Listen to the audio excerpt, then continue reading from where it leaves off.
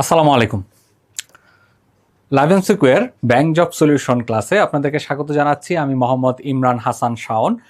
তো ব্যাংকের পরীক্ষাগুলো আপনারা জানেন যে মোটামুটি সাল ভিত্তিক হয়ে থাকে, যদিও রিসেন্টলি আপনার হচ্ছে সাল উল্লেখ করছে না যে এত আগে, তবে এর আগেরগুলো যেমন হচ্ছে ধরেন 18 ভিত্তিক, 19 ভিত্তিক বা 19 সাল ভিত্তিক, 20 সাল ভিত্তিক, 21 সাল ভিত্তিক, এইরকম ধরনের আগে বা 22 সাল ভিত্তিক এরকম কিন্তু একটা সময় ছিল। তো বর্তমানে সেটা 23 সাল ভিত্তিক উল্লেখ করছে না, তারপরেও কিন্তু আমরা ধরে নিচ্ছি সেটা 23 সাল ভিত্তিক, বা সামনে আবার যেই সার্কুলার আসছে সেটাকে আমরা 24 সাল ভিত্তিক ধরে নিতে পারি। আচ্ছা, তো আমরা এই ব্যাংক জব সলিউশন ক্লাসে যেটা করব সেটা হচ্ছে প্রিভিয়াসলি যেই ব্যাংকের যে পরীক্ষাগুলো হয়েছে সেই পরীক্ষার প্রশ্নগুলোর একটা সলিউশন বা প্যাটার্ন নিয়ে আমরা মূলত আলোচনা করব। তো আজকে আমরা মূলত যেই টপিকটা নিয়ে আলোচনা করব সেটা হচ্ছে general math and quantitative skill. মানে হচ্ছে আপনার এই যে সাধারণ গণিতের যেই অংশটা থাকে ব্যাংকে, আপনারা জানেন যে প্রায় 20 মার্কের কিন্তু একটা অংশ থাকে এখানে প্রতিটা আপনার হচ্ছে এমসিকিউতে। তো সেই প্রশ্নগুলো, বিগত বছরের যে প্রশ্নগুলো, সেই প্রশ্নগুলো নিয়ে মূলত আজকে আমরা আলোচনা করব, সমাধানের পাশাপাশি সেটার প্যাটার্ন দেখানোর চেষ্টা করব, এবং এই ধরনের আর কি কি ধরনের প্রশ্ন আসতে পারে সামনে সেই বিষয়গুলো নিয়েও আমরা মূলত আলোচনা করব।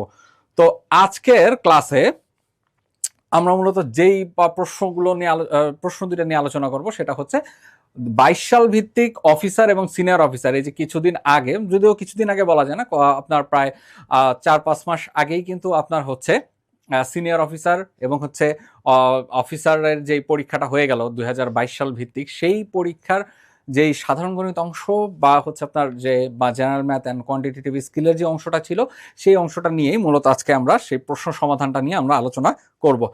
তো প্রশ্ন সমাধানের পাশাপাশি যেটা থাকবে সেটা হচ্ছে আমরা বিশ্লেষণ করব প্রশ্নগুলো বিশ্লেষণ, এবং প্রশ্নগুলো আসলে প্যাটার্নগুলো কি আছে সেই প্যাটার্নগুলো নিয়ে আমরা আলোচনা করার চেষ্টা করব।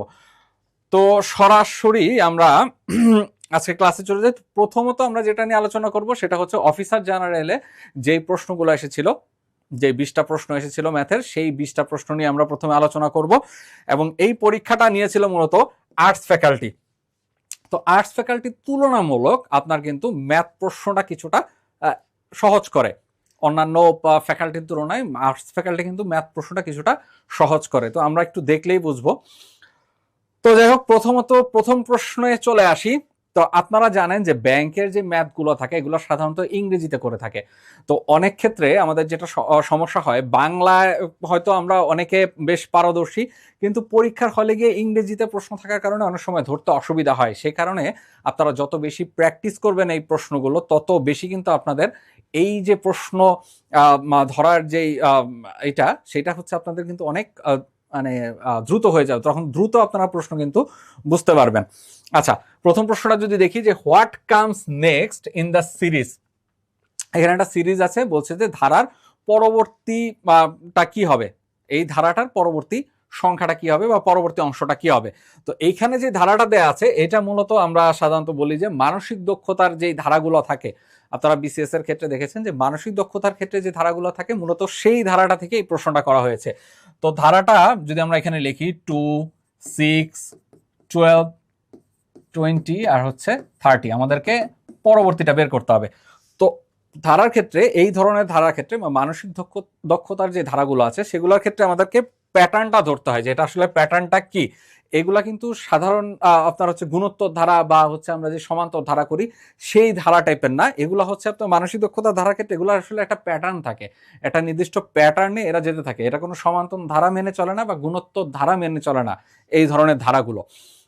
তো আমরা যদি দেখি যে 2 এর সাথে, আমরা যদি 2 এর সাথে 6 এর পার্থক্যটা দেখি সেটা হচ্ছে 4, 6 এর থেকে যদি আবার 12 এর পার্থক্যটা দেখি সেটা হচ্ছে 6, 12 থেকে 20 এর পার্থক্য হচ্ছে 8, আবার 20 থেকে 30 এর পার্থক্য হচ্ছে 10। দেখেন প্রত্যেকটা পার্থক্য যত আগাচ্ছে তত কিন্তু 2 2 করে বাড়ছে, ততই কিন্তু আপনার 2 2 করে বাড়ছে। তাহলে আমরা যদি 30-এর পরবর্তী ধারাটা, মানে এই যে প্রশ্নবোধক চিহ্নে পরবর্তী ধারাটা বের করতে যাই, তাহলে এই প্যাটার্ন অনুযায়ী এখানে হচ্ছে আপনার 12 যোগ করলে, মানে তা এই পরবর্তী সংখ্যার সাথে 30-এর যে পার্থক্য সেটা হতে হবে হচ্ছে 12 আমাদের প্যাটার্ন অনুযায়ী। তাহলে 30-এর সাথে যদি আমরা 12 যোগ করি, 30 + 12 = হচ্ছে 42। তার মানে আমাদের যে পরবর্তী ধারার যে পরবর্তী সংখ্যাটা সেটা হবে হচ্ছে 42। পরবর্তী প্রশ্নে চলে আসি। The value of limit of x tends to 0 sine x by x, এইটার মান আমাদেরকে বের করতে হবে। এখন এই ধরনের ম্যাথের ক্ষেত্রে প্রথম আমাদেরকে যে জিনিসটা দেখতে হবে যে এই যে অংশটা আছে, এই অংশটায় যদি আমরা এক্স এর মান তো এখানে বলা আছে 0, এক্স 0, তো এই 0 বসালে এই যে আপনার অংশটা আছে যে সাইন এক্স বাই এক্স, এটার মান যদি হচ্ছে আপনার 0/0 অথবা হচ্ছে ইনফিনিটি বাই ইনফিনিটি আসে, এই দুইটা অবস্থা যদি দাঁড়ায়, তাহলে সেক্ষেত্রে যে কাজটা করতে হয় সেটা হচ্ছে এই যে অংশটা, এই অংশটা ডিফারেন্সিয়েশন করতে হয়। এটাকে বলা হয় হচ্ছে আপনার এল হসপিটাল রুল। এই কাজটাকে বলা হয় এল হসপিটাল রুল। এই এল হসপিটাল রুলটা হচ্ছে আপনার তখনই কাজে দেয় যখন আপনার হচ্ছে এইরকম কোন একটা সিচুয়েশন দাঁড়ায় যে এর মান হচ্ছে আপনার 0/0 কিন্তু অসংজ্ঞায়িত, আবার অসংজ্ঞায়িত বা বাই অসংজ্ঞায়িত কিন্তু অসংজ্ঞায়িত। তো এরকম যখন অসংজ্ঞায়িত সিচুয়েশন চলে আসে, তখন আপনার হচ্ছে লিমিটের অঙ্কগুলোর ক্ষেত্রে আপনার যেই এইটা অংশটা থাকে সেই অংশটাকে আপনার হচ্ছে ডিফারেন্সিয়েশন করে তারপর এটার মান বের করতে হয়।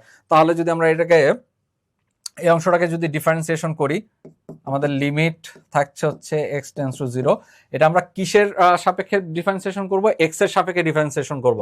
তা d d x into sine x, আর নিচে আসে হচ্ছে ডিডি এক্স ইনটু এক্স। তো ডিফারেন্সিয়েশন যেহেতু এক্স এর সাপেক্ষে করছি, তাই ডিডি এক্স সমান সমান এখানে হবে হচ্ছে 1, যেহেতু এক্স এর সাপেক্ষে করছি। আর d d x by sine x, এটা চেঞ্জ হয়ে হবে হচ্ছে কজ এক্স। সাইন এক্স কে যদি আমরা এক্স এর সাপেক্ষে ডিফারেন্সিয়েশন করি, সেটা হয় হচ্ছে কজ এক্স। তাহলে এখন এই ক্ষেত্রে আমাদের কজ 0 মান যদি বসাই, এখন যদি আমরা এক্স এর মান বসাই দিই, তাহলে হচ্ছে কজ 0, নিচে থাকে 1, কজ 0 হচ্ছে 1, 1/1 ইজ ইকুয়াল টু আসে হচ্ছে 1। তাহলে এটার অ্যান্সার হবে মূলত হচ্ছে 1। তো এই ধরনের অঙ্কের ক্ষেত্রে কিছুটা আপনাদের ডিফারেন্সিয়েশন জ্ঞান লাগবে। তো যারা নর্মালি হচ্ছে সায়েন্স ব্যাকগ্রাউন্ডের না, তাদের জন্য এই ম্যাথটা করাটা একটু ডিফিকাল্ট, বলতে তো অনেকটাই ডিফিকাল্ট। এই ধরনের ম্যাথ সাধারণত খুব একটা থাকে না, তবে মাঝে মাঝে এরকম 2-1টা ম্যাথ কিন্তু চলে আসতে পারে। তো এইবারের যেই আপনার হচ্ছে অফিসার জেনারেল যেই প্রশ্নটা ছিল, এটা মানে তুলনামূলক বলা যায় যে একটু কঠিন বলা যায়, তুলনামূলক। সাধারণত এই টাইপের কঠিন ম্যাথ কিন্তু এর আগে কখনো দেয়নি। তো এইবার যেহেতু দিয়ে দিয়েছে, পরবর্তীতে আসতে পারে। তো যারা মনে করেন যে বা চিন্তা করছেন যে এই একটা ম্যাথ আসে বা 2টা ম্যাথ আসে, এগুলাকে আমরা স্কিপ করে যাব, তো তারা নর্মালি স্কিপও করতে পারেন। তবে আবার যদি মনে করেন যে না, আমার এই 1-2 মার্ক আমি স্কিপ করব না, আমার এটা দরকার, তাহলে সেক্ষেত্রে একটু ডিফারেন্সিয়েশন জ্ঞান আপনাদের এখানে নেওয়া লাগবে। না হলে কিন্তু এই টাইপের অঙ্কগুলো পরবর্তীতে কিন্তু আপনাদের সমাধান করতে বেশ কষ্ট হবে। আচ্ছা, এবার পরবর্তী ম্যাথে চলে আসি, যে find an equation of the horizontal line containing the point 3, 2।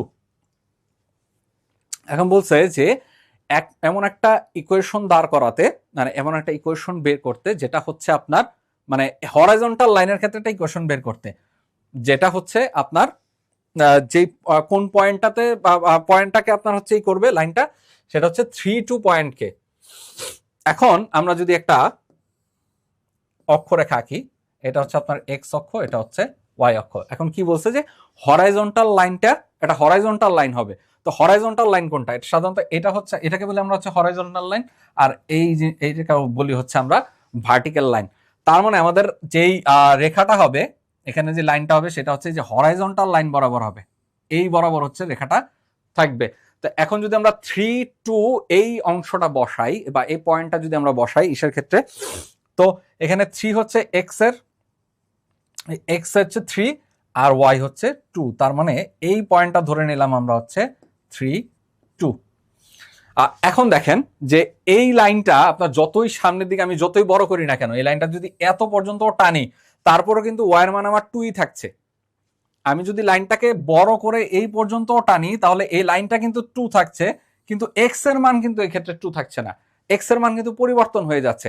তো একটা জিনিস মনে রাখবেন, যখন এই জায়গায় হরাইজন্টাল লাইনের ক্ষেত্রে বা এই ধরনের ম্যাথের ক্ষেত্রে আপনার হরাইজন্টাল লাইন যদি আসে, তাহলে এক্স হচ্ছে এখানে আপনার কনস্ট্যান্ট থাকবে, মানে এক্স এর মান অলওয়েজ একই থাকবে, সরি ওয়াই এর মান অলওয়েজ একই থাকবে, ওয়াই এখানে কনস্ট্যান্ট থাকবে যখন আপনার হরাইজন্টাল লাইনের ক্ষেত্রে আসবে।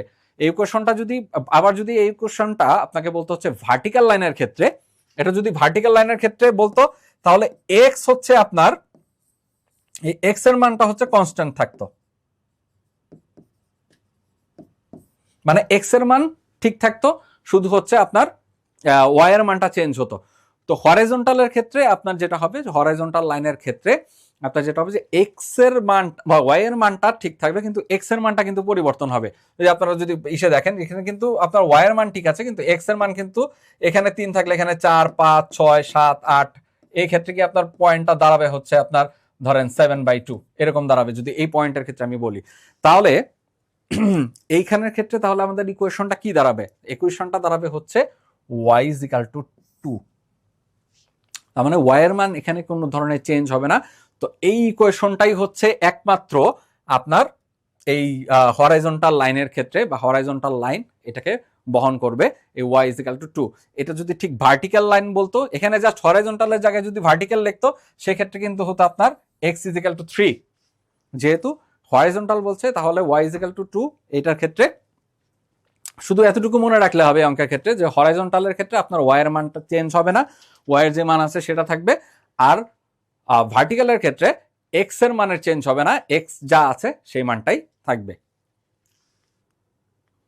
পরবর্তী ম্যাথের ক্ষেত্রে আসি, which of the following is irrational.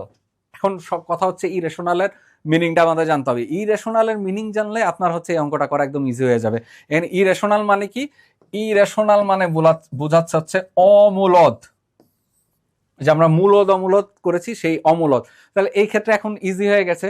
তো অমূলদ সংখ্যা কোনটা? সেটা হচ্ছে এই √2। সাধারণত যে কোনো বর্গ সংখ্যা ছাড়া যে কোনো সংখ্যার রুট হচ্ছে আপনার অমূলদ সংখ্যা হয়। বর্গ সংখ্যা ছাড়া যে কোনো সংখ্যার রুটই হচ্ছে আপনার অমূলদ হয়। এছাড়াও যদি কোনো সংখ্যা যদি কোনো একটা সংখ্যাকে আমরা p/q-তে কনভার্ট করতে না পারি, সেটা দশমিক সংখ্যা হোক বা কোনো একটা অনুপাত হোক, সেটাকে যদি আমরা p/q-তে আপনার হচ্ছে প্রকাশ করা না যায়, তাহলেই সেই সংখ্যাটাকে আমরা বলে থাকি হচ্ছে অমূলদ সংখ্যা। আর সহজ ভাষায় বললে যে কোনো বর্গ সংখ্যা ছাড়া যে কোনো সংখ্যাকে যদি আমরা রুট করি বা বর্গমূল করি, তাহলে সেই সংখ্যাটাই হচ্ছে অমূলদ সংখ্যা। পরবর্তী প্রশ্নে আসি, the solution two log 2x is equal to 5 is। এটা ক্ষেত্রে দুইটা ছোট ছোট সূত্র আছে, এই সূত্রগুলো যদি একটু মনে রাখেন তাহলে এই ধরনের যত অঙ্ক আসবে সব কিন্তু পারবেন। যেমন ধরেন এইটাকে যদি আমি লিখি এরকম ভাবে যে log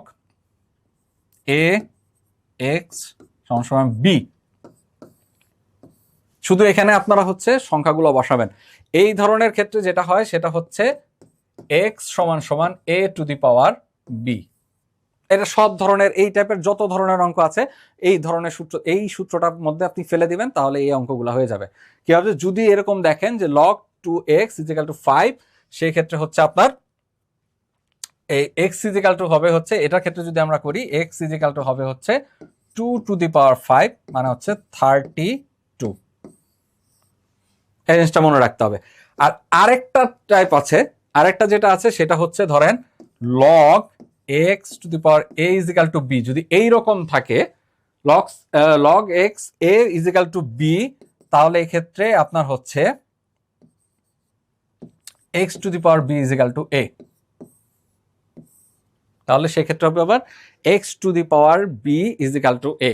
এই দুইটা সূত্র মনে রাখতে হবে, কারণ এই সূত্র দিয়েও কিন্তু আপনার সামনে অঙ্ক আসবে, এই সূত্রটার উপরেও আপনার সামনে অঙ্ক আসবে। তাই এই দুইটা সূত্র আপনাদেরকে মনে রাখতে হবে। এই দুইটা সূত্র দিয়ে দেখবেন যে প্রায় ধরনের অঙ্ক, মানে লগের যত ধরনের অঙ্ক আসে, যে টাইপের অঙ্কগুলো আসে সাধারণত এই দুইটা সূত্রের উপরে কিন্তু নর্মালি এসে থাকে। আচ্ছা, এই সূত্রের উপরে আমরা সামনে একটা অঙ্ক দেখব। পরবর্তী প্রশ্নে চলে আসি, যে state the order of the matrix. এটা খুবই সহজ একটা প্রশ্ন, আপনাকে জাস্ট হচ্ছে ম্যাট্রিক্সের অর্ডারটা বলতে বলছে। তো ম্যাট্রিক্সে এখানে কি অর্ডারে আছে? ম্যাট্রিক্সের অর্ডার বলতে কি বোঝায়? ম্যাট্রিক্সের অর্ডার বলতে সাধারণত বোঝায় হচ্ছে আপনার রো অ্যান্ড কলাম।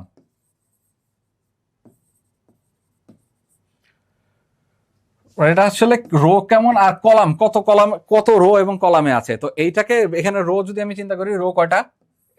আপনার হচ্ছে 2টা রো, আর কলাম আছে কয়টা, 1টা 2টা 3টা কলাম, তাহলে 2 ইন্টু 3 এই অর্ডারে এটা আছে, তাহলে এটা হবে হচ্ছে 2 ইন্টু 3। এটা আবার গুণ করে 6 বানাতে যায় না। অর্ডার বলতে এই প্রথমটা বোঝাচ্ছে হচ্ছে রো, তারপরটা বোঝাচ্ছে হচ্ছে কলাম, এই দুইটা গুণ করে 6 করে দিলে কিন্তু এটা ভুল হবে। পরবর্তী প্রশ্নে আসি। Find an equation for the line with x intercept is equal to 2, y intercept is equal to -1। মানে এমন একটা আপনার হচ্ছে লাইনের ইকুয়েশন বের করতে হবে যেটা এক্স কে হচ্ছে আপনার এক্স এর অংশকে মানে দুই অংশে গিয়ে সে হচ্ছে বা এক্স কে হচ্ছে ভাগ করছে, আবার ওয়াই এর ক্ষেত্রে সে -1 অংশে সে এটাকে ভাগ করছে। এখন যদি এটা আমরা একটু এঁকে দেখি, এই ম্যাথের ক্ষেত্রে সাধারণত এটাকে একটু আঁকার চেষ্টা করবেন। আচ্ছা, কি বলছে, এক্স কে হচ্ছে 2 অংশে গিয়ে ভাগ করছে, তাহলে ধরলাম x2 ইজ ইকুয়াল টু এটা x2। তাহলে যদি এক্স কে ইন্টারসেপ্ট করে, মানে এক্স কে সে যদি হচ্ছে আপনার ক্রস করে, তাহলে এই জায়গায় কিন্তু y0, তার মানে এটা হচ্ছে 2 0। এটার আপনার এই পয়েন্টার যদি আমি বলি যে বিন্দুর স্থানাঙ্ক কত, সেটা হচ্ছে 2 0। আবার y কে কোন অংশে কাটছে, সেটা হচ্ছে -1, y কে কাটছে -1, তার মানে এই জায়গার যদি আমি ধরি স্থানাঙ্ক ধরি, সেটা হচ্ছে 0 -1।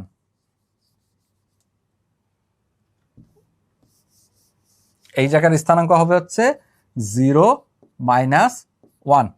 তাহলে রেখাটা কোনটা, তাহলে রেখাটা হচ্ছে আমাদের এই যেটা, মূলত এই রেখাটার আমাদের বের করতে হবে যে এই রেখাটা আসলে কত, এই রেখাটা আমাদেরকে খুঁজে বের করতে হবে। তাহলে এই একটা বিন্দু পেলাম, এই একটা বিন্দু পেলাম, তো এই বিন্দুটাকে আমরা প্রথম বিন্দুটাকে আমরা ধরে নিই x1 y1 is equal two 2 0, আর দ্বিতীয় বিন্দুটাকে ধরে নেই x2 y2 সমান সমান হচ্ছে 0 -1। ঠিক আছে, এইটা আমরা এখান থেকে পেলাম। এখন আমাদেরকে কি করতে হবে, ইকুয়েশনটা বের করতে হবে। তো ইকুয়েশন বের করতে গেলে, একটা সরল রেখার ইকুয়েশন বের করতে গেলে আমাদের কিন্তু ঢাল লাগে। তো সরল রেখার ইকুয়েশনটা প্রথমে আমরা যদি একটু লিখি যে y - y1 is equal two m into x minus x1। এটা হচ্ছে যে কোনো ধরনের সরল রেখা বের করার একটা আপনার হচ্ছে সাধারণ সূত্র হচ্ছে এটা, যে y - y1 is equal two m into x minus x1। এখন আমরা y জানি না, ওয়াইও জানি না, এক্সও জানি না, এটা একটা সরল রেখা হিসেবে আমরা মানে আমাদের একটা এই হিসেবে বের হয়ে যাবে। কিন্তু আমরা y1 জানি, x1 জানি, আমাদেরকে আরেকটা জিনিস যেটা লাগবে সেটা হচ্ছে m বের করতে হবে। m এখানে কি, এই mটা হচ্ছে এখানে ঢাল, এই সরল রেখার ঢাল হচ্ছে আপনার m। তো এই ঢাল কিভাবে বের করতে হয়, ঢাল বের করার সূত্র হচ্ছে m is equal to y2 minus y1 x2 minus x1। তাহলে m is equal to y2 minus y1 আর x2 মাইনাস x1। তাহলে যদি আমরা মানগুলো বসাই, y2 ইজ ইকুয়াল টু আসে, y2 হচ্ছে -1 আর y1 হচ্ছে 0, x2 হচ্ছে 0, x1 হচ্ছে 2।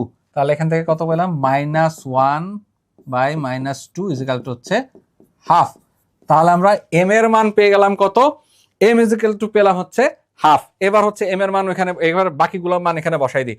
তাহলে আমাদের সূত্র কি, y মাইনাস y1, y1 কত, y1 হচ্ছে 0 ইজ ইকুয়াল টু m হচ্ছে half, x minus x1, x1 হচ্ছে 2। এবার এটা যদি আমরা ইকুয়েশন যদি করি, y is equal to half into x minus 2 বা 2y is equal two x minus 2 বা x minus 2y is equal two হচ্ছে 2। এই হচ্ছে আমাদের সরল রেখার equation, x minus 2y equals to 2। তো এখানে যেটা করতে হচ্ছে আপনার হচ্ছে, প্রথমে আমাদের যেটা বের করতে হচ্ছে সরল রেখার ঢাল বের করতে হয়েছে। সরল রেখার যেহেতু পয়েন্টগুলা, এই পয়েন্টগুলো বের করা কিন্তু ইম্পর্টেন্ট। প্রথমত পয়েন্টগুলো বের করতে হবে। এখানে কিন্তু বলা আছে যে এক্স কে সে হচ্ছে 2 ঘরে গিয়ে ছেদ করছে, আর ওয়াই কে হচ্ছে -1 ছেদ করছে। তাহলে যেই অংশ ছেদ করে, ধরেন এক্স কে যদি ছেদ করে তাহলে সেখানে ওয়াই জিরো, আর ওয়াই কে ছেদ করলে সেখানে এক্স জিরো। এই দুইটা জিনিস কিন্তু আপনাদের মাথায় রাখতে হবে যে এক্স অক্ষকে ছেদ করলে সেখানে ওয়াই হবে জিরো, আর ওয়াই অক্ষকে ছেদ করলে সেই পয়েন্টে ওয়াই হবে জিরো যদি এই অক্ষরেখা বরাবর ছেদ করে। ঠিক এই অক্ষরেখা বরাবর যখন ছেদ করে তখন হচ্ছে এক্স অক্ষকে ছেদ করলে ওয়াই জিরো, আর ওয়াই অক্ষকে ছেদ করলে হচ্ছে এক্স জিরো। এই দুইটা জিনিস মনে রাখলে এখান থেকে খুব সহজে কিন্তু আপনি বিন্দু দুইটা বের করে নিতে পারবেন। আর বিন্দু দুইটা বের করে নিলেই তারপর হচ্ছে আপনাকে ঢাল বের করে খুব সহজে কিন্তু ইকুয়েশনটা বের করে ফেলা যায়। পরবর্তী প্রশ্নে আসি। এটা একদম সহজ অঙ্ক সেটের, যে এ সেটের মান দেওয়া আছে 1 2 3, বি সেটের মান দেওয়া আছে 2 3 4। তা আপনাকে বের করতে হবে হচ্ছে এ ইউনিয়ন বি। তো এ ইউনিয়ন বি মানে কি? এ ইউনিয়ন বি মানে হচ্ছে এ সেটের অংশ আর বি সেটের অংশ মিলে যে সেটটা পাওয়া যায় সেটা হচ্ছে এ ইউনিয়ন বি। তাহলে যদি আমরা এ ইউনিয়ন বি করি তাহলে এ সেটের অংশগুলো আছে কত? 1 2 3 ইউনিয়ন বি সেটের হচ্ছে 2 3 4। তো যেগুলো কমন আছে, যেগুলো দুইটা অংশেই আছে সেটা একবারই লিখতে হয়। তাহলে এখানে প্রথমে দেই 1 2 3, যেহেতু 2 3 আপনার হচ্ছে 1এও আছে তাই শুধু 4টাকে আমরা এখানে নিয়ে আসবো। তাহলে এ ইউনিয়ন বি আমরা পেলাম কত? 1 2 3 4। এটা আবারও ম্যাট্রিক্সের অঙ্ক। এবার কিন্তু ম্যাট্রিক্স থেকে দুইটা অংশ আসছে, মানে আপনার হচ্ছে এই যদি বলি আমরা অফিসার জেনারেলের প্রশ্নটা আসলেই কঠিন করছে, কারণ হচ্ছে এখান থেকে স্থানাঙ্কের যে অঙ্কগুলা বা হচ্ছে আপনার হচ্ছে যে লিমিটের যে অঙ্কগুলো আসছে, তারপর হচ্ছে আপনার ম্যাট্রিক্সের যে অঙ্কগুলো আসছে, এগুলা সাধারণত কিন্তু হচ্ছে আপনার ইন্টার লেভেলের ম্যাথ। তো এগুলো সাধারণত কিন্তু দেওয়ার কথা না, তারপরও কিন্তু আর্টস ফ্যাকাল্টি এই ধরনের ম্যাথ দিয়ে দিছে। আচ্ছা, এই প্রশ্নটা একটু দেখি। If A is equal to যদি এই ম্যাট্রিক্সটা হয়, then the trace of A is what? এখন আপনাকে মূলত ফোকাস করতে হবে ট্রেস অফ এ। এই ট্রেস অফ এ মানে আসলে কি? এখানে ট্রেসটা আসলে কি বোঝাচ্ছে? একটা জিনিস মনে রাখবেন, ট্রেস শুধুমাত্র বর্গ ম্যাট্রিক্সের ক্ষেত্রে হয়। ট্রেস শুধুমাত্র বর্গ ম্যাট্রিক্সের ক্ষেত্রে ট্রেস আসে, এছাড়া কিন্তু ট্রেস হয় না। অন্য কোনো ম্যাট্রিক্সের ক্ষেত্রে কিন্তু আপনি ট্রেস পাবেন না, শুধুমাত্র বর্গ ম্যাট্রিক্সের ক্ষেত্রে কিন্তু আপনার ট্রেস পাওয়া যায়। এখন বর্গ ম্যাট্রিক্স কোনগুলা? যেগুলোর হচ্ছে রো এবং কলাম দুইটা সমান, রো এবং কলাম দুইটা সমান, মানে হচ্ছে আপনার 2 2 অর্ডারে থাকবে অথবা 3 3 অর্ডারে থাকবে অথবা 4 4 অর্ডারে যে ম্যাট্রিক্সগুলো থাকবে এগুলাকে আমরা বলবো হচ্ছে বর্গ ম্যাট্রিক্স। তো এখন আমাদের যে ম্যাট্রিক্সটা দেয়া আছে সেটা হচ্ছে আপনার এটা কি অর্ডারে আছে? এটা যদি আমরা দেখি এটা হচ্ছে আপনার 2 into 2 অর্ডারে আছে, 2 into 2 অর্ডারে আছে। তার মানে এটা হচ্ছে একটা বর্গ ম্যাট্রিক্স। এখন বর্গ ম্যাট্রিক্সের আপনার হচ্ছে ট্রেস বের করার ক্ষেত্রে যেটা করতে হয়, এর যে প্রধান কর্ণ সেই কর্ণ দুইটার যোগ করতে হয়। প্রধান কর্ণ কোনটা? এই বাম পাশে এইটাকে বলা হয় হচ্ছে তার প্রধান কর্ণ এই ম্যাট্রিক্সের ক্ষেত্রে। তাহলে এই দুইটা সংখ্যা যদি আমরা যোগ করি 1 + 4 = 5, এইটাই হচ্ছে এই ম্যাট্রিক্সের ট্রেস। এই ম্যাট্রিক্স অফ এর ট্রেস হচ্ছে এইটা। তো মনে থাকবে, শুধু একটা জিনিস মনে রাখবেন, ট্রেস কিসের ক্ষেত্রে? অবশ্যই বর্গ ম্যাট্রিক্সের ক্ষেত্রে। এবং বর্গ ম্যাট্রিক্সের ক্ষেত্রে এই বাম সাইড থেকে যদি আপনার এই বাম সাইডে যেই আপনার হচ্ছে কর্ণটা থাকে, এই কর্ণের যতগুলো সংখ্যা আছে সেই সংখ্যাগুলোকে যোগ করলেই আপনার হচ্ছে ট্রেস পাওয়া যায়। এখন যদি ধরেন আপনার হচ্ছে যদি প্রশ্নটা এরকম হইতো, এই যে 1 1 2 3 4 5 6 7 8 9, এটা ট্রেস বের করতে বলতো, তাহলে এটা ট্রেসের ক্ষেত্রে জাস্ট হচ্ছে এই যে কর্নারে যে এই কোণা বরাবর যেই সংখ্যাগুলো আছে এই সংখ্যাগুলোকে যোগ করে দিতেন। 1 + 5 + 9 = হচ্ছে আপনার 15। তার মানে এই যদি এই 3 3 অর্ডারের যেই ম্যাট্রিক্সটা আছে এটা যদি ট্রেস বের করতে বলতো তাহলে হচ্ছে আপনার এটা বের হতো। তাহলে আশা করি যে এখান থেকে পরবর্তীতে এই টাইপের যত মানে ট্রেস জাতীয় যত আপনার ম্যাথ আসবে সেগুলো কিন্তু আপনারা খুব ইজিলি পারবেন। আচ্ছা, পরবর্তীতে আসি। The solution to the system x + y = 5 আর x - y = 1, এটা হচ্ছে একদম সহজ একটা ইকুয়েশনের অঙ্ক। তো এই ক্ষেত্রে আমরা কি করি? x + y = 5 x minus y is equal to 1। তো সমাধানের ক্ষেত্রে যখন এরকম সমীকরণ সমাধান আসে, সমাধানের ক্ষেত্রে যেটা করতে হয়, আমাদেরকে এক্স এর মান আর ওয়াই এর মানটা আসলে বের করতে হয়। তাহলে এখান থেকে যদি আমরা এই করি, এটাকে যদি আমরা 1 নম্বর সমীকরণ দেই আর এটাকে যদি আমরা 2 নম্বর সমীকরণ দেই, তাহলে প্রথমত আমরা যে কাজটা করব, প্রথম সমীকরণ এবং দ্বিতীয় সমীকরণকে যোগ করব। প্রথম সমীকরণ এবং দ্বিতীয় সমীকরণকে যোগ করলে ওয়াই ওয়াই কাটা যায়, তাহলে এখানে থাকে হচ্ছে 2x ইজ ইকাল টু হচ্ছে 6 বা x ইজ ইকাল টু হচ্ছে 3। আর যদি আমরা বিয়োগ করি 1 নম্বর সমীকরণ থেকে 2 নম্বর সমীকরণ যদি বিয়োগ করি, সেক্ষেত্রে x কাটা যায়, তাহলে এখানে পাওয়া যাচ্ছে নিচে যেহেতু এটাকে বিয়োগ করছি, বিয়োগ করলে এই যে ওয়াই এর সামনের যে বিয়োগ চিহ্নটা আছে সেটা কিন্তু প্লাস হয়ে যায়। বিয়োগের ক্ষেত্রে, আচ্ছা এটা একটু আরেকটু ক্লোজলি দেখাই। ধরেন এই প্রথম সমীকরণটা আর হচ্ছে আমরা দ্বিতীয় সমীকরণটাকে বিয়োগ করব, প্রথম সমীকরণটাকে দ্বিতীয় সমীকরণ দিয়ে বিয়োগ করব।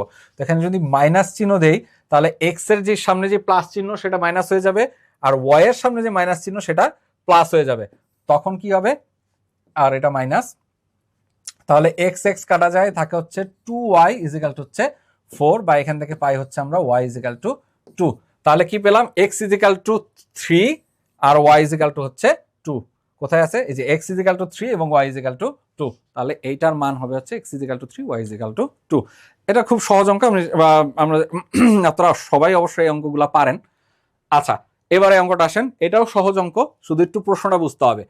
A person spends 80% of his income if he earns $5,000, what is his savings? এখানে বোঝাতে চাচ্ছে যে একটা পার্সন, একটা মানুষ, তার যে ইনকাম, সেই ইনকামের 80% সে খরচ করে ফেলে। 80%, ধরো এটা মাসিকই ধরলাম আমি, যে মাসিক একটা ইনকাম আছে তার, সেই মাসিক ইনকাম থেকে সে প্রতি মাসে 80% টাকা সে খরচ করে।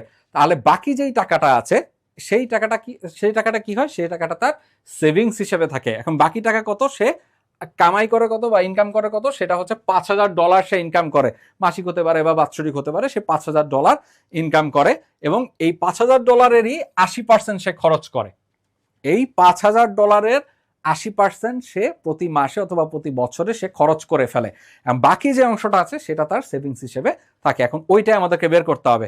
তাহলে আমরা যদি ধরি যে তার বেতন হচ্ছে $100, ধরে নিলাম কোনো কারণে যে তার বেতন হচ্ছে $100, সেখান থেকে সে খরচ করে কত, $80, তাহলে তার সেভিংস থাকলো কত, সেভিংস থাকলো হচ্ছে $20। এবার আমরা ঐকিক নিয়মে চলে আসি। ঐকিক নিয়মের ক্ষেত্রে কি, যে $100 সে খরচ করে কত, $20, তাহলে সুতরাং $5,000 সে কত খরচ করবে, $5,000 খরচ করা হচ্ছে 20 ইন্টু 5,000 বাই 100,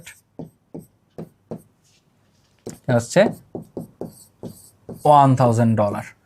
তার মানে তার মাসিক বা বাৎসরিক যে সেভিংসটা সেটা হচ্ছে $1,000। এটা খুবই সহজ অঙ্ক।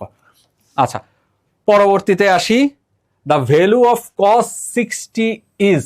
এই ধরনের প্রশ্নগুলো বা কিন্তু আসে, এগুলো কিন্তু খুব সহজ, তবে এটার জন্য আপনাকে একটা চার্ট মুখস্থ করতে হবে। চার্টটা কি, এই চার্টটা যদি আপনার মনে থাকে, সাইন থিতা, কস থিতা, সেক থিতা, কোসেক থিতা, টেন থিতা, কট থিতা, এই মানগুলো জাস্ট হচ্ছে যদি আপনার একটু মনে থাকে বা একটা মুখস্থ থাকে, সেক্ষেত্রে কিন্তু এই ধরনের প্রশ্নগুলো আপনার জাস্ট আপনি হচ্ছে প্রশ্ন দেখার সাথে সাথে কিন্তু আপনারা উত্তর করে ফেলতে পারবেন। এখন এখানে কি জানতে চাওয়া হচ্ছে, cos 60 ডিগ্রি। তো cos 60 ডিগ্রির মান কত, cos থিটা 60 ডিগ্রির মান যদি দেখি, cos থিটা 60 ডিগ্রির মান হচ্ছে আপনার হাফ, মানে cos 60 ডিগ্রির মান হচ্ছে আপনার হাফ। এখন যদি এই প্রশ্নটাই আপনার যদি বলতো tan 60 ডিগ্রির মান কত, এটা যদি tan 60 আসতো, তাহলে tan 60 ডিগ্রির মান কত, tan 60 ডিগ্রির মান হচ্ছে √3। তা আরো কিছু ইয়ে আছে, যেমন tan সমান সমান হচ্ছে আবার tan থিটা সমান সমান হচ্ছে sin theta by cos theta. আপনি যদি sin থিটা বা আপনি যদি কোনো কারণে tan 60 ডিগ্রির মান মনে নাই, কোনো কারণে tan 60 ডিগ্রির মান মনে নাই, মনে আছে কোনটা, sin থিটার cos থিটা, তাহলে সেক্ষেত্রে sin 60 ডিগ্রি আর cos 60 ডিগ্রির মান বসায়ও কিন্তু আপনি চাইলে tan 60 ডিগ্রির মান বের করে ফেলতে পারবেন। অথবা মনে করেন যে আপনার শুধুমাত্র sin 60 ডিগ্রির মানটা মনে আছে, মানে সাইন থিতার যতগুলো মান আছে 0 থেকে শুরু করে 90, এই মানটুকু আপনার মনে আছে, কিন্তু কজের মান মনে নাই। মনে রাখবেন যে সাইন 30-র যেই মান সেটা হচ্ছে cos 60-র মান, আবার cos 60-র যেই মান সেটা cos 30-র যেই মান সেটা হচ্ছে sin 60-র মান। তাদের মান হচ্ছে একটা আরেকটার সম্পূর্ণ বিপরীত। তো একটা মনে রাখলেই আপনি মোটামুটি মনে করেন যে পুরো চার্টটাই আপনার মনে রাখা সম্ভব।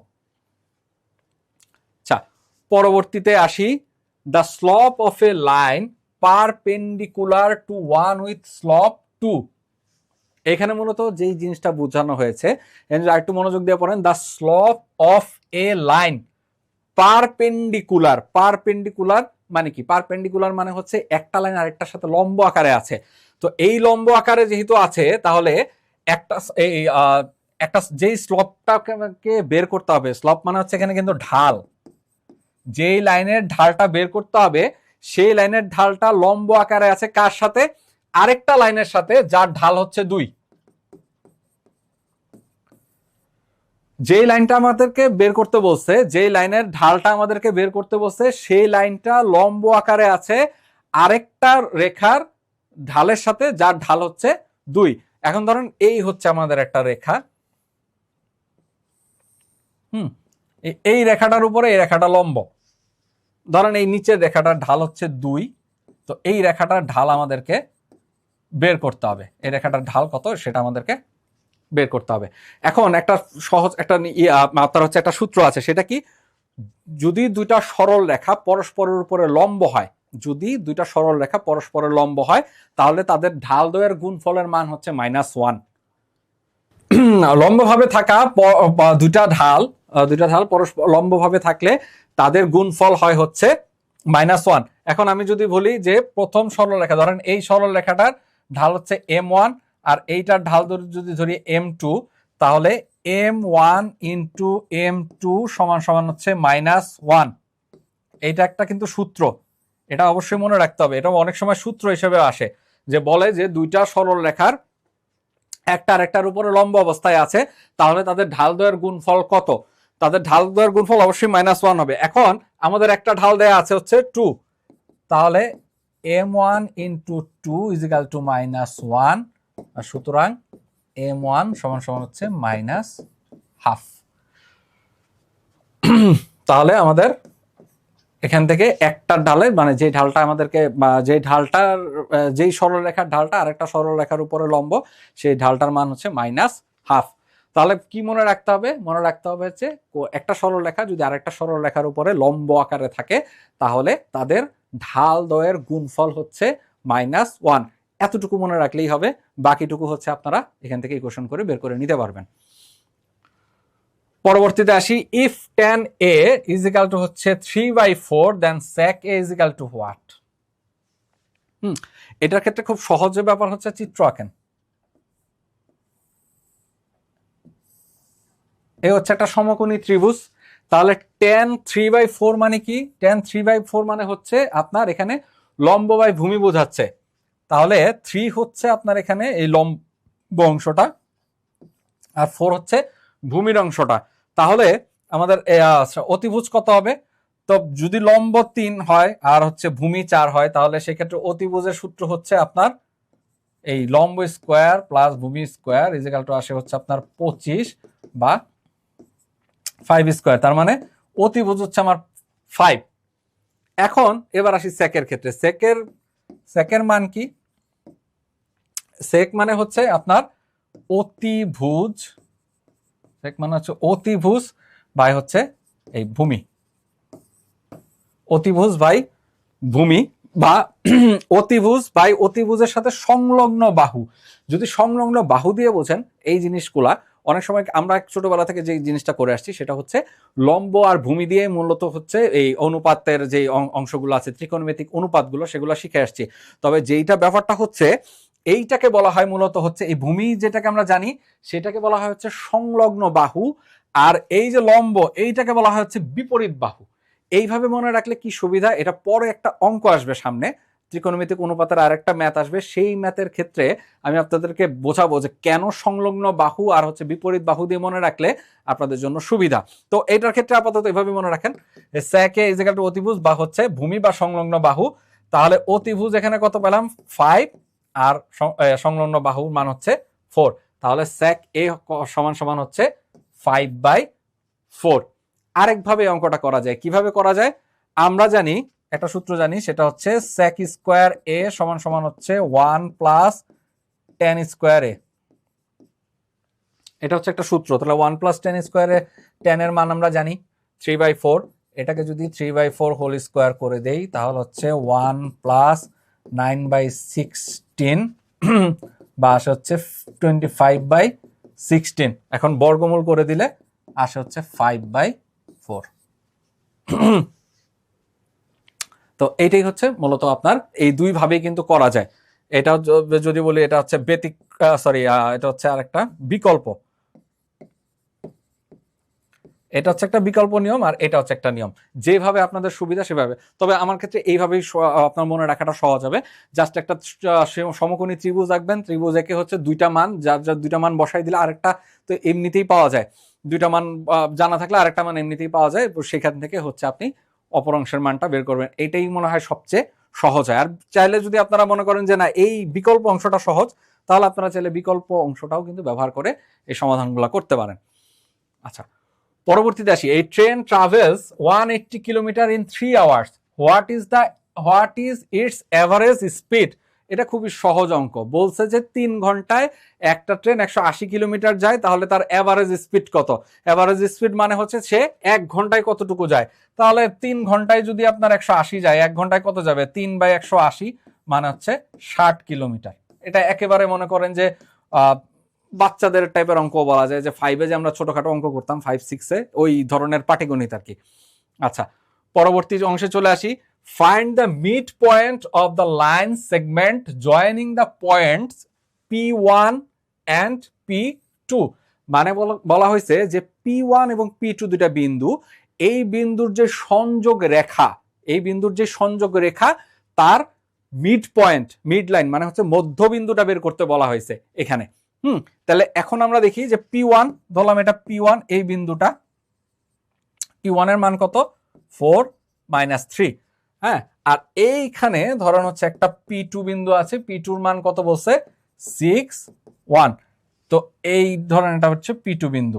এবার বলা হয়েছে যে এই যে P2 এবং P1 এর যে সংযোগ রেখা, এই রেখার ঠিক এই যে মধ্যবিন্দু, এই মিডল পয়েন্টটা আমাদেরকে বের করতে হবে যে এটা আসলে কত। এইটা আসলে কত সেটা আমাদেরকে, বা বিন্দুটা আমাদেরকে বের করতে হবে। তো এইরকম একটা সংযোগ সরল রেখার মধ্যবিন্দু বের করতে হয় কিভাবে? এটাও কিন্তু স্থানাঙ্ক অঙ্ক, স্থানাঙ্ক জ্যামিতি থেকে এটা আসছে। তো মিড মধ্যবিন্দু কিভাবে বের করতে হয়? তো মিড পয়েন্ট যদি আমরা বের করতে চাই, মিড পয়েন্ট বের করার নিয়ম হচ্ছে এইটাকে যদি আমরা x1 x2 ধরি, x1 y1, সরি এটাকে ধরি যদি x1 y1 আর এইটাকে যদি ধরি x2 y2, তাহলে মিড পয়েন্ট হচ্ছে x1 প্লাস x2 বাই 2 আর হচ্ছে y1 প্লাস y2/2। এই মিড পয়েন্ট বের করার, কোন সংযোগ রেখার মিড পয়েন্ট বের করার শর্ত, আপনার নিয়ম হচ্ছে এই আপনার x1 plus y1/2, x1 plus x2/2 আর y1 প্লাস y2/2। তাহলে এখানে x1 কত? x1 হচ্ছে 4 আর x2 হচ্ছে 6/2, y1 এর ক্ষেত্রে হচ্ছে y1 হচ্ছে -3 আর y2 হচ্ছে 1, এই আসে 2।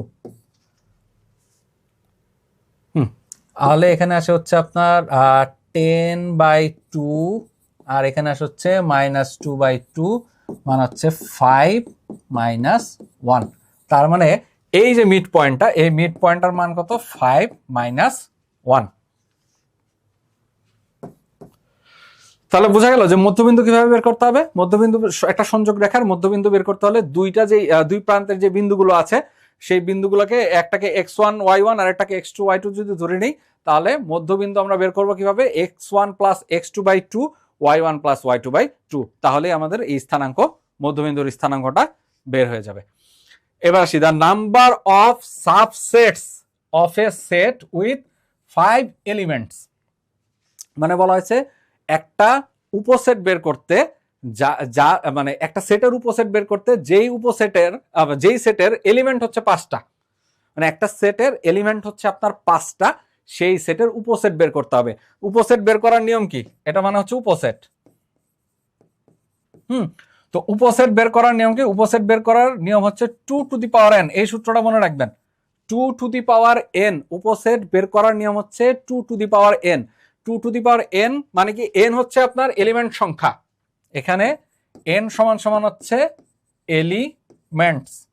এইটুকু, জাস্ট এইটুকু মনে রাখলে আপনি যেই কোনো হচ্ছে আপনার সেটের উপসেট বের করতে পারবেন, যেই কোনো সেটের উপসেট সংখ্যা আপনি বের করে ফেলতে পারবেন। তাহলে এখানে আমাদের এলিমেন্ট সংখ্যা কত?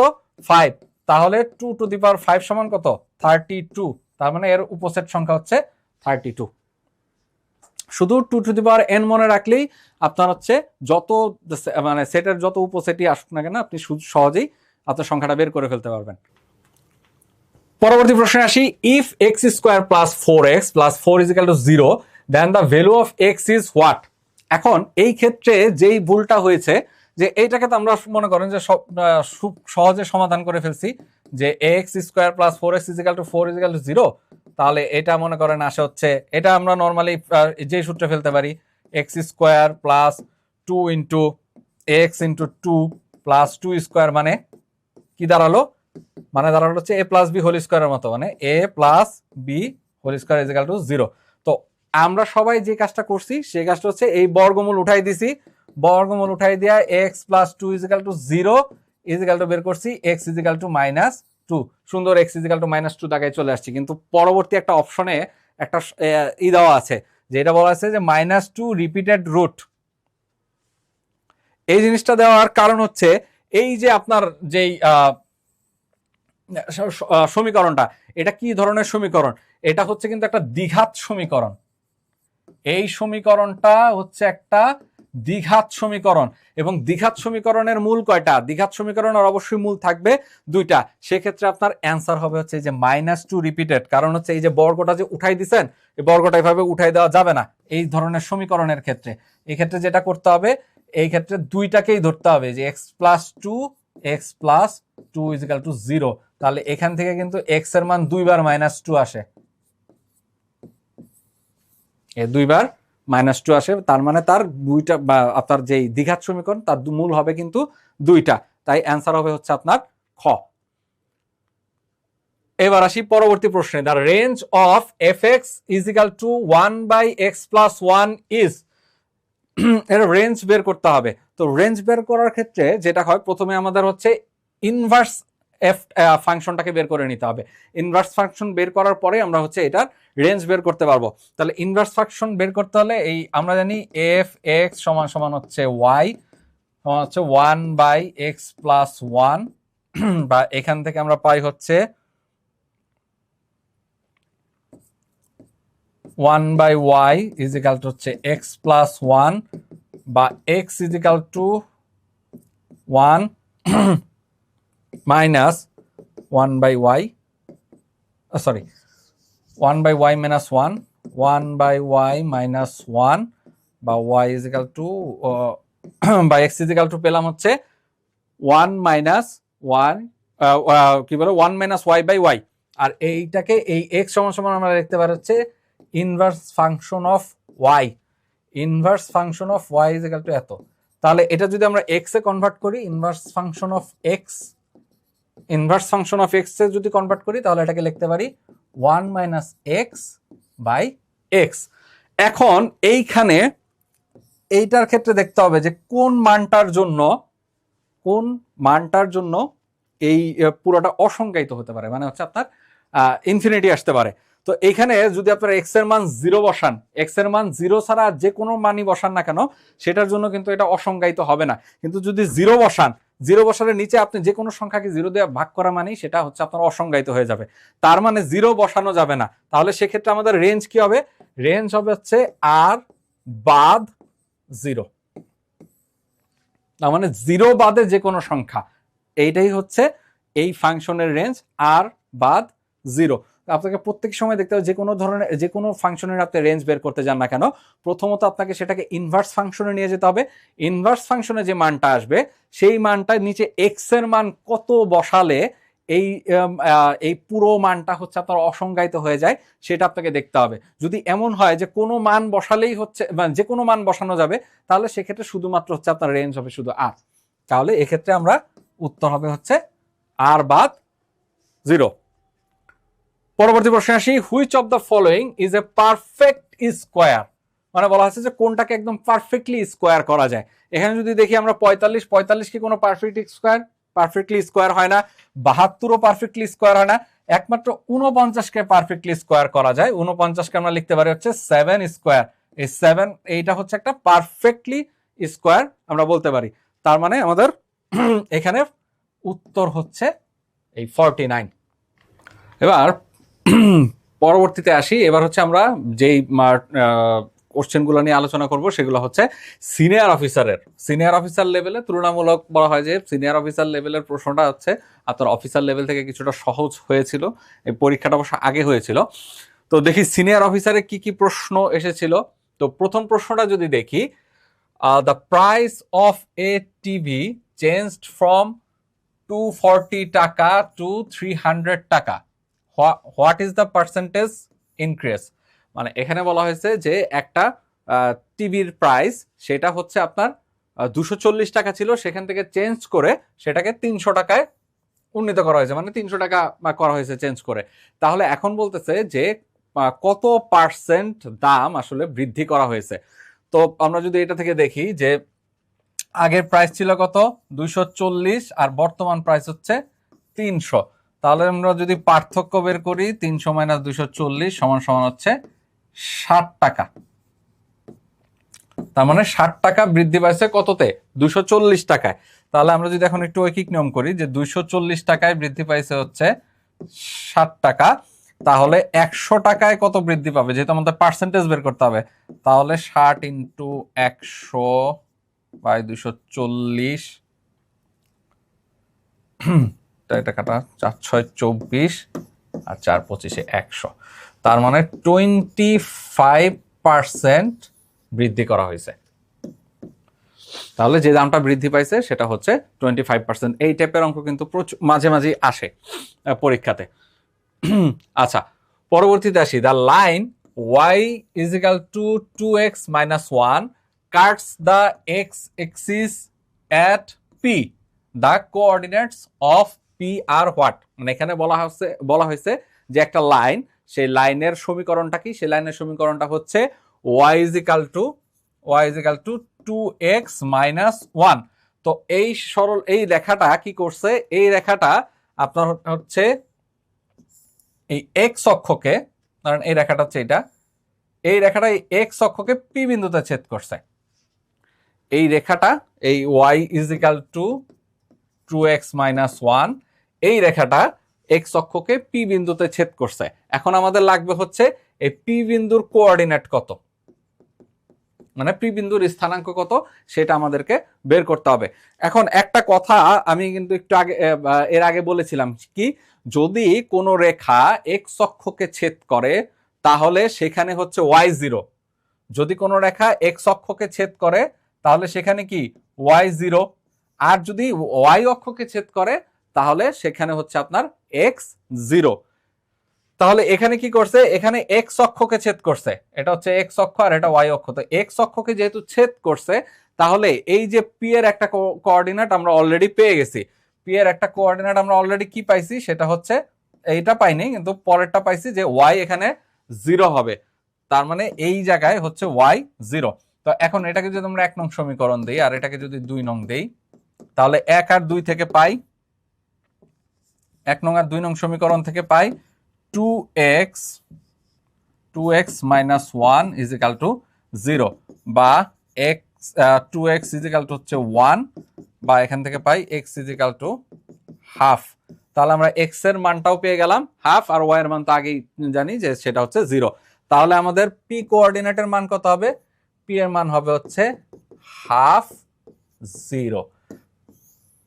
তার মানে এই যে সরল রেখাটা, এই সরল রেখাটা x অক্ষকে হাফ জিরো বিন্দুতে ছেদ করছে, হাফ জিরো। এইটুকু জিনিস মনে রাখবেন। এই এই এই আপনার হচ্ছে এই যে একটু আগে বললাম যে আপনার এক্স অক্ষকে যদি কোনো রেখা ছেদ করে তাহলে সেখানে অবশ্যই ওয়াই জিরো হবে, আর যদি ওয়াই অক্ষকে ছেদ করে এক্স জিরো হবে। এইগুলো এই টাইপের ম্যাথ কিন্তু আপনি প্রতিনিয়তই পাবেন, এবং প্রত্যেকটা পরীক্ষাতেই এই টাইপের একটা ম্যাথ কিন্তু সাধারণত আসে। এবার আসি পরবর্তী প্রশ্ন, how many prime numbers are there between 50 and 60? মানে বলা আছে যে 50 থেকে 60-এর মধ্যে কয়টা প্রাইম নাম্বার বা হচ্ছে মৌলিক সংখ্যা আছে। তো মৌলিক সংখ্যা কাকে বলে? মৌলিক সংখ্যা হচ্ছে যাকে ওই সংখ্যা দ্বারা অথবা ওই সংখ্যা দ্বারা অন্য কোনো সংখ্যা দ্বারা ভাগ করা যায় না, মানে ওই সংখ্যার এক, এই দুইটা এই সংখ্যা ছাড়া অন্য কোনো সংখ্যা দ্বারা ভাগ করা যায় না, সেগুলাই হচ্ছে আপনার মৌলিক সংখ্যা। এখন 50 আর 60-এর মধ্যে কি কি আছে? 51, তারপর হচ্ছে 52, 53, 54, 55, 56, 57, 58, 59 আর হচ্ছে 60। এই 10টা নাম্বার যদি আমরা ধরি তাহলে এর মধ্যে এখন 51-কে ভাগ যায়, 52-কেও ভাগ যায়, 53-কে 53 ছাড়া অন্য কোনো সংখ্যা দিয়ে ভাগ করা যায় না, 54-কে যায় 6 নং 54, 54-কে অন্য সংখ্যা দ্বারা ভাগ যায়, 55-কে যায়, 56-কে যায়, 57-কে যায়, 58-কেও ভাগ যায়, কিন্তু 59-কে কিন্তু ভাগ যায় না বা 60-কে যায়। তার মানে আমরা এখান থেকে প্রাইম নাম্বার কয়টা পেলাম? প্রাইম নাম্বার পেলাম হচ্ছে দুইটা। কি কি? 53 আর হচ্ছে 59। এই দুইটা হচ্ছে 50 থেকে 60 এর মধ্যে প্রাইম নাম্বার।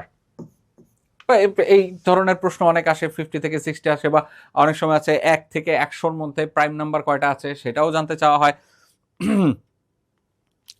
তারপর আসি, the highest common factor HCF of x square minus 1, x to the power 4 minus 1 and x to the power 4 minus x to the power 3 plus x minus 1 is what? মানে এখানে highest আপনার হচ্ছে highest common factor মানে কি? HCF মানে হচ্ছে আপনার, যদি আমরা বাংলায় বলি, এটার মিনিং দ্বারা হচ্ছে এটাকে আমরা গসাগু বের করতে হবে মূলত। হাইস্ট কমন নাম্বার বা হাইস্ট কমন ফ্যাক্টর মানে হচ্ছে আমাদেরকে গসাগু বের করতে হবে। কিসের গসাগু বের করতে হবে? এখানে তিনটা আপনার হচ্ছে সমীকরণ দেওয়া আছে। একটা আছে এক্স স্কোয়ার মাইনাস 1। তো এক্স স্কোয়ার মাইনাস 1-কে যদি আমরা ভাঙি তাহলে কি পাই? সেটা হচ্ছে, এটাকে আমরা যদি বলি যে এ স্কোয়ার মাইনাস বি স্কোয়ার ফর্মুলাতে ফেলি, তাহলে হচ্ছে এক্স প্লাস 1 আর হচ্ছে এক্স মাইনাস 1, এইটুকু গেল।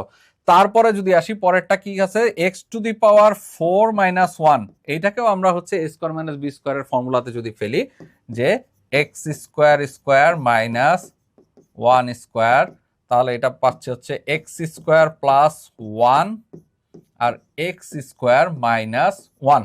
আবার এই এক্স স্কোয়ার মাইনাস 1 এটাকে আবার ভাঙা যায়, এটাকে আবার যদি ভাঙি তাহলে এখান থেকে পাই হচ্ছে x square plus 1, x plus 1 আর হচ্ছে এক্স মাইনাস 1, এটা পেলাম। এবার থার্ডে আসি। থার্ডে কি আছে? X to the power 4 minus x to the power 3 plus x minus 1, এইটা আছে। তো এখান থেকে আমরা যদি x to the power 3 common নেই, x to the power 3 common নিলে এই দুইটা থেকে নেই প্রথমে common. X to the power 3 common নিলে এখানে থাকে হচ্ছে এক্স মাইনাস 1 আর প্লাস এখান থেকে 1 কমন নিলে এক্স মাইনাস 1, তাহলে এখান থেকে পাচ্ছি হচ্ছে আপনার এক্স কিউব প্লাস 1 আর এখানে আসে x plus x minus 1। X cube plus 1 x minus 1। এবার আমরা যদি করি, কি বলে, এক্স কিউব প্লাস 1-কে যদি ভাঙি, এক্স কিউব প্লাস 1 মানে কি? এটাকে আমরা আসলে দেখবো হচ্ছে এ কিউব প্লাস বি কিউবে। এটাকে যদি আমরা এ কিউব আর এটাকে যদি আমরা বি কিউব ধরি, তাহলে আমরা পাই এক্স প্লাস 1 মানে A plus B into x square minus x plus 1, A plus B A square minus A B plus B square, এর সূত্র। তাহলে এটা মোট পেলাম কত? এটা হচ্ছে, এটা ভাঙলাম আর এইখান থেকে আছে, আগে থেকে আছে এক্স মাইনাস 1, হচ্ছে এক্স মাইনাস 1। এখন দেখেন প্রত্যেকটা থেকে কমন কি? এটাতে এক্স প্লাস 1 আছে, এক্স মাইনাস 1 আছে, এইটাতেও এক্স প্লাস 1 আছে, এক্স মাইনাস 1 আছে, আর শেষে এটা তো আপনার x প্লাস ওয়ান আছে, x মাইনাস ওয়ান আছে। তার মানে আমাদের কমন ফ্যাক্টর হচ্ছে এই তিনটাতেই কমন ফ্যাক্টর হচ্ছে x plus one into x minus one. আর এটাকে যদি আমরা একত্র করি তাহলে কি দাঁড়ায়, এক্স স্কোয়ার মাইনাস ওয়ান। এই এক্স স্কোয়ার মাইনাস ওয়ান হবে এখানের common factor, highest common factor, বা এই যে তিনটা যে রাশি এই তিনটা রাশির গসাগু।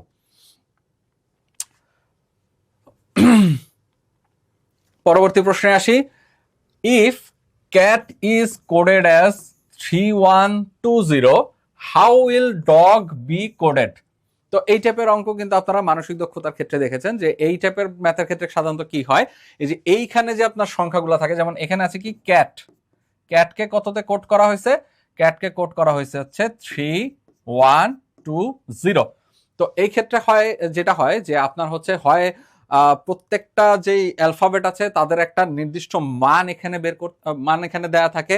এটা আপনার অ্যালফাবেটিক্যালি হতে পারে, অ্যালফাবেটিক্যালি ক্রম অনুযায়ী হতে পারে, অথবা এর বাইরেও হতে পারে, বা এখানে ফিক্সড করে দিতে পারে যে সি এর জন্য সি কিন্তু অ্যালফাবেটিক্যালি কত, সি হচ্ছে যদি আমি বলি অ্যালফাবেটিক্যালি 3। এখন এটা আপনার এমনও হতে পারে যে এখানে কোড 3 দিয়ে করা থাকতে পারে, অথবা একটা নির্দিষ্ট একটা কোড দিয়ে দিতে পারে যে সি সমান হচ্ছে এখানে 1, এরকমও থাকতে পারে। তো এইটার ক্ষেত্রে যদি আমরা একটু খেয়াল করি, এখানে সি হচ্ছে আপনার ইংরেজি অ্যালফাবেটের ক্রমতে 3 নাম্বার অ্যালফাবেট হচ্ছে সি। এ কি, এ হচ্ছে 1 নাম্বার বর্ণ বা অ্যালফাবেট, আর টি হচ্ছে 20 নাম্বার অ্যালফাবেট। তার মানে এরা তাদের অ্যালফাবেটিক্যালি যে ক্রমটা আছে সেই ক্রম অনুযায়ী আছে। তাহলে আমাদের যে ডগ, ডি ও জি, এটাও তাহলে আমাদের অ্যালফাবেটিক্যাল যে ক্রমটা আছে সেই অনুযায়ী হবে। তা ডি কত, ডি হচ্ছে আপনার ইংরেজি অ্যালফাবেটের 4 নাম্বার বর্ণ, তাহলে এখানে 4।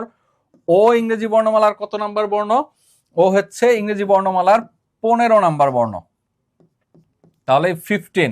আর জি হচ্ছে ইংরেজি বর্ণমালার 7 নাম্বার বর্ণ। তাহলে আমরা ডগের কোড কত পেলাম, 4157। তাহলে 4157 হবে হচ্ছে আপনার এই ডি মানে ডগের কোড। পরবর্তী প্রশ্নে আসি। ইফ এ ল্যাডার, ল্যাডার মানে কি, ল্যাডার মানে হচ্ছে মই। If a ladder touches the roof মানে হচ্ছে ছাদ, of a wall and makes an angle of 30 degree with the 15-meter long wall, then the length of the ladder is what? মানে এখানে বলা আছে যে একটা মই কি করছে, যে একটা ইসের সাথে মানে ছাদের সাথে আপনার হচ্ছে 30 ডিগ্রি অ্যাঙ্গেল করে মইটাকে রাখা আছে, এবং এই মইয়ের দৈর্ঘ্য হচ্ছে কত, 15 মিটার। তাহলে আমাকে যেটা সরি কি বলে, এই ওয়ালের দৈর্ঘ্য, যে ওয়ালের সাথে হচ্ছে আপনার ওয়ালের মাথার সাথে সরি মইটাকে কি করছে, যে এই ছাদের যে ওয়ালটা আছে সেই ওয়ালের সাথে 30 ডিগ্রি কোণ করে রাখা আছে। এখন বলা আছে যে ওয়ালের দৈর্ঘ্য হচ্ছে বা ওয়ালের উচ্চতা হচ্ছে আপনার 15 মিটার। তাহলে আমাকে যেটা বের করতে হবে সেটা হচ্ছে মইয়ের দৈর্ঘ্য কত। তো আমরা যদি এটাকে একটা চিত্র আকারে আঁকি,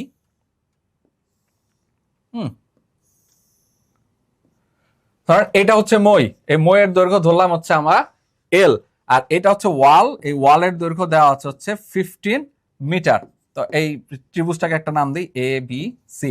এখন বিসির কোনো মান নেই, মানে আপনার হচ্ছে যে ভূমির নিচের যে দৈর্ঘ্যটা, এই দৈর্ঘ্যের কোনো মান নাই। তাহলে এই যে কোণটা, এই কোণটা দেওয়া আছে কত, 30 ডিগ্রি। এখন আমাদেরকে বের করতে হবে যে এই মইয়ের দৈর্ঘ্য সমান কত।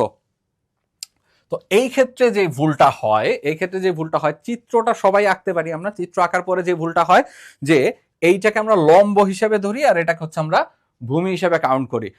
লম্ব আর ভূমি হিসেবে কাউন্ট করলে যেটা হয়, বেশিরভাগ ক্ষেত্রে আমরা এটাকে কি করি, সাইন দিয়ে করার চেষ্টা করি, যে সাইন 30 ডিগ্রি সমান সমান হচ্ছে আপনার, আমরা জানি যে আমরা পড়ে আসছি যে সাইন 30 ডিগ্রি মানে হচ্ছে লম্ব বাই অতিভুজ। তো এই যে লম্ব 15 মিটার দেওয়া আছে আর অতিভুজ এল, বাস এটা দিয়ে আপনার হচ্ছে উত্তর চলে আসে কত, এখান দিয়ে যদি আমি অ্যান্সার করি উত্তর আসে হচ্ছে আমার 30 মিটার।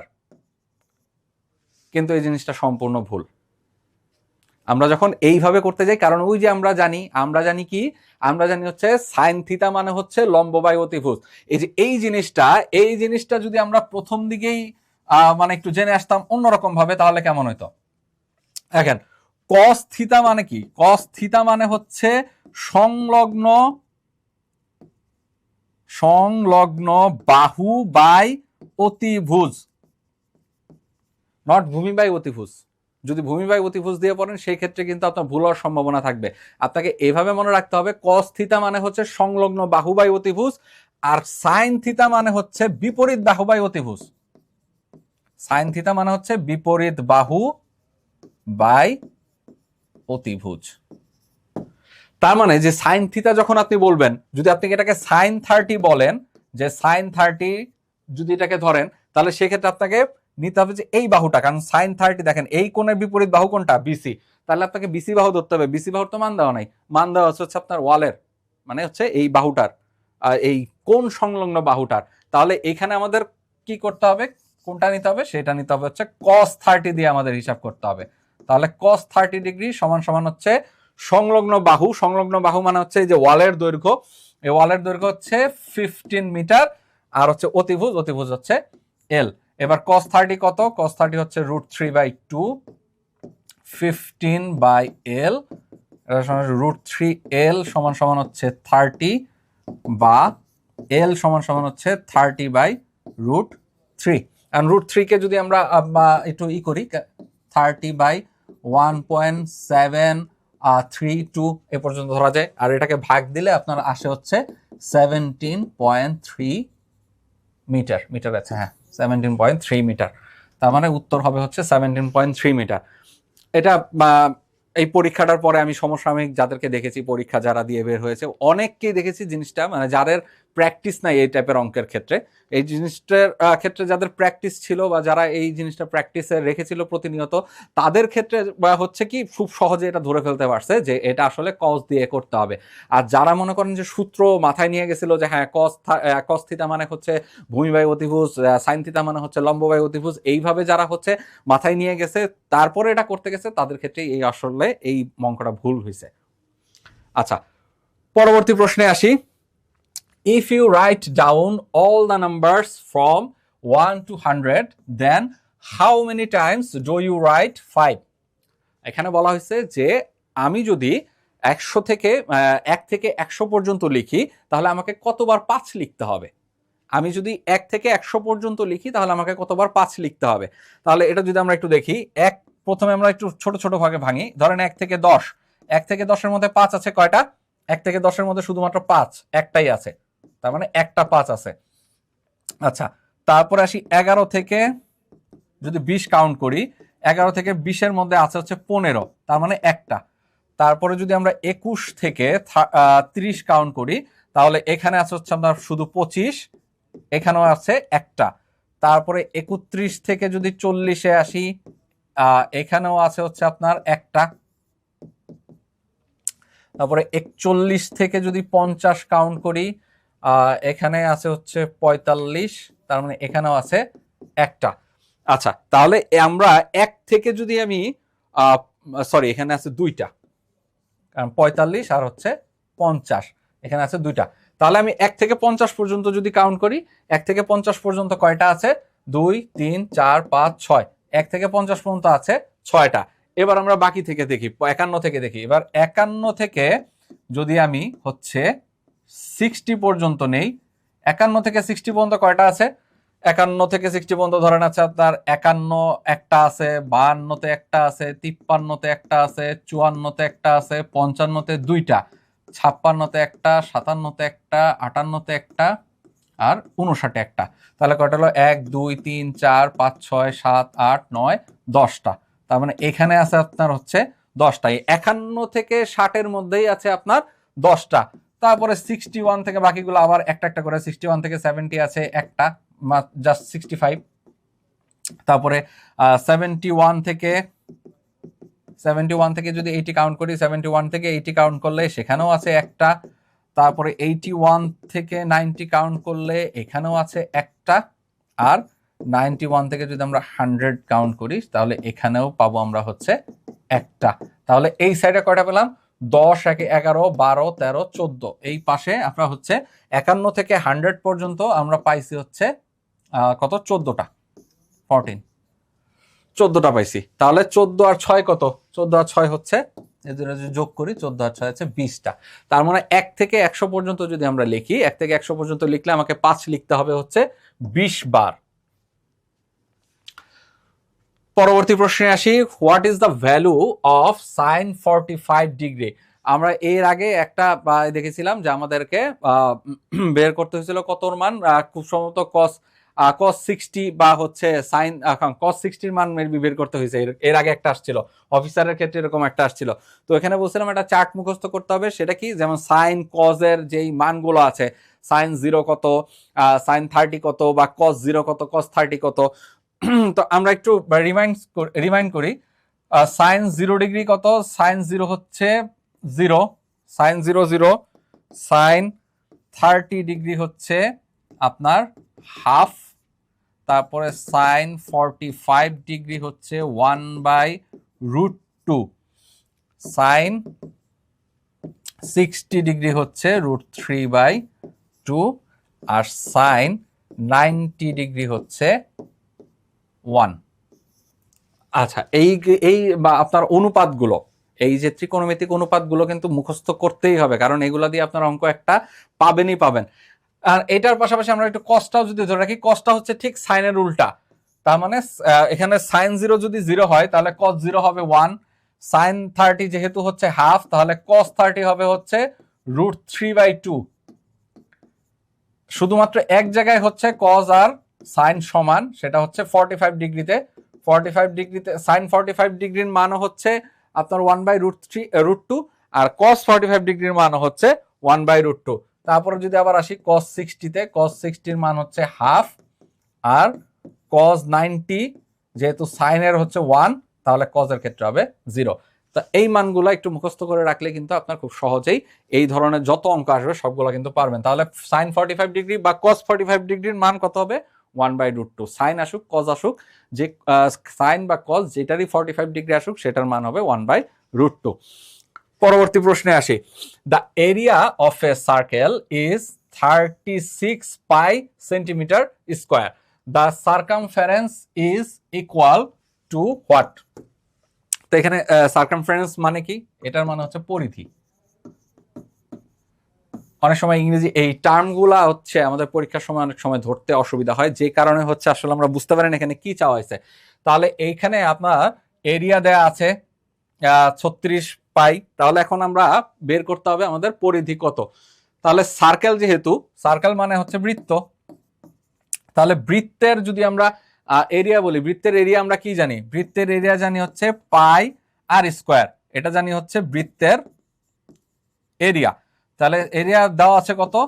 36 পাই। তাহলে এখান থেকে যদি পাই পাই কাটি তাহলে থাকে হচ্ছে আমার আর স্কোয়ার সমান সমান 36, বা আর স্কোয়ার ইজ ইকুয়াল টু হচ্ছে 6 স্কোয়ার। সুতরাং আর সমান সমান হচ্ছে 6। তাহলে আর পেলাম হচ্ছে 6। তাহলে এখন আমরা যদি পরিধি নির্ণয় করতে যাই, বা পরিধি মানে হচ্ছে সারকামফারেন্স, যদি আমরা বের করতে চাই, এটা জানি কত? 2 পাই আর। বৃত্তের পরিধি সূত্র কি? 2 পাই আর। তাহলে এখন আমরা জানি আর এর মান জানি, তাহলে 2 পাই ইন্টু 6 বা হচ্ছে 12 পাই সেন্টিমিটার। তাহলে এই যে বৃত্ত, এই বৃত্তের পরিধি হবে হচ্ছে 12 পাই সেন্টিমিটার। পরবর্তী প্রশ্নে আসি, log x 144 is equal to 4, then x is equal to what?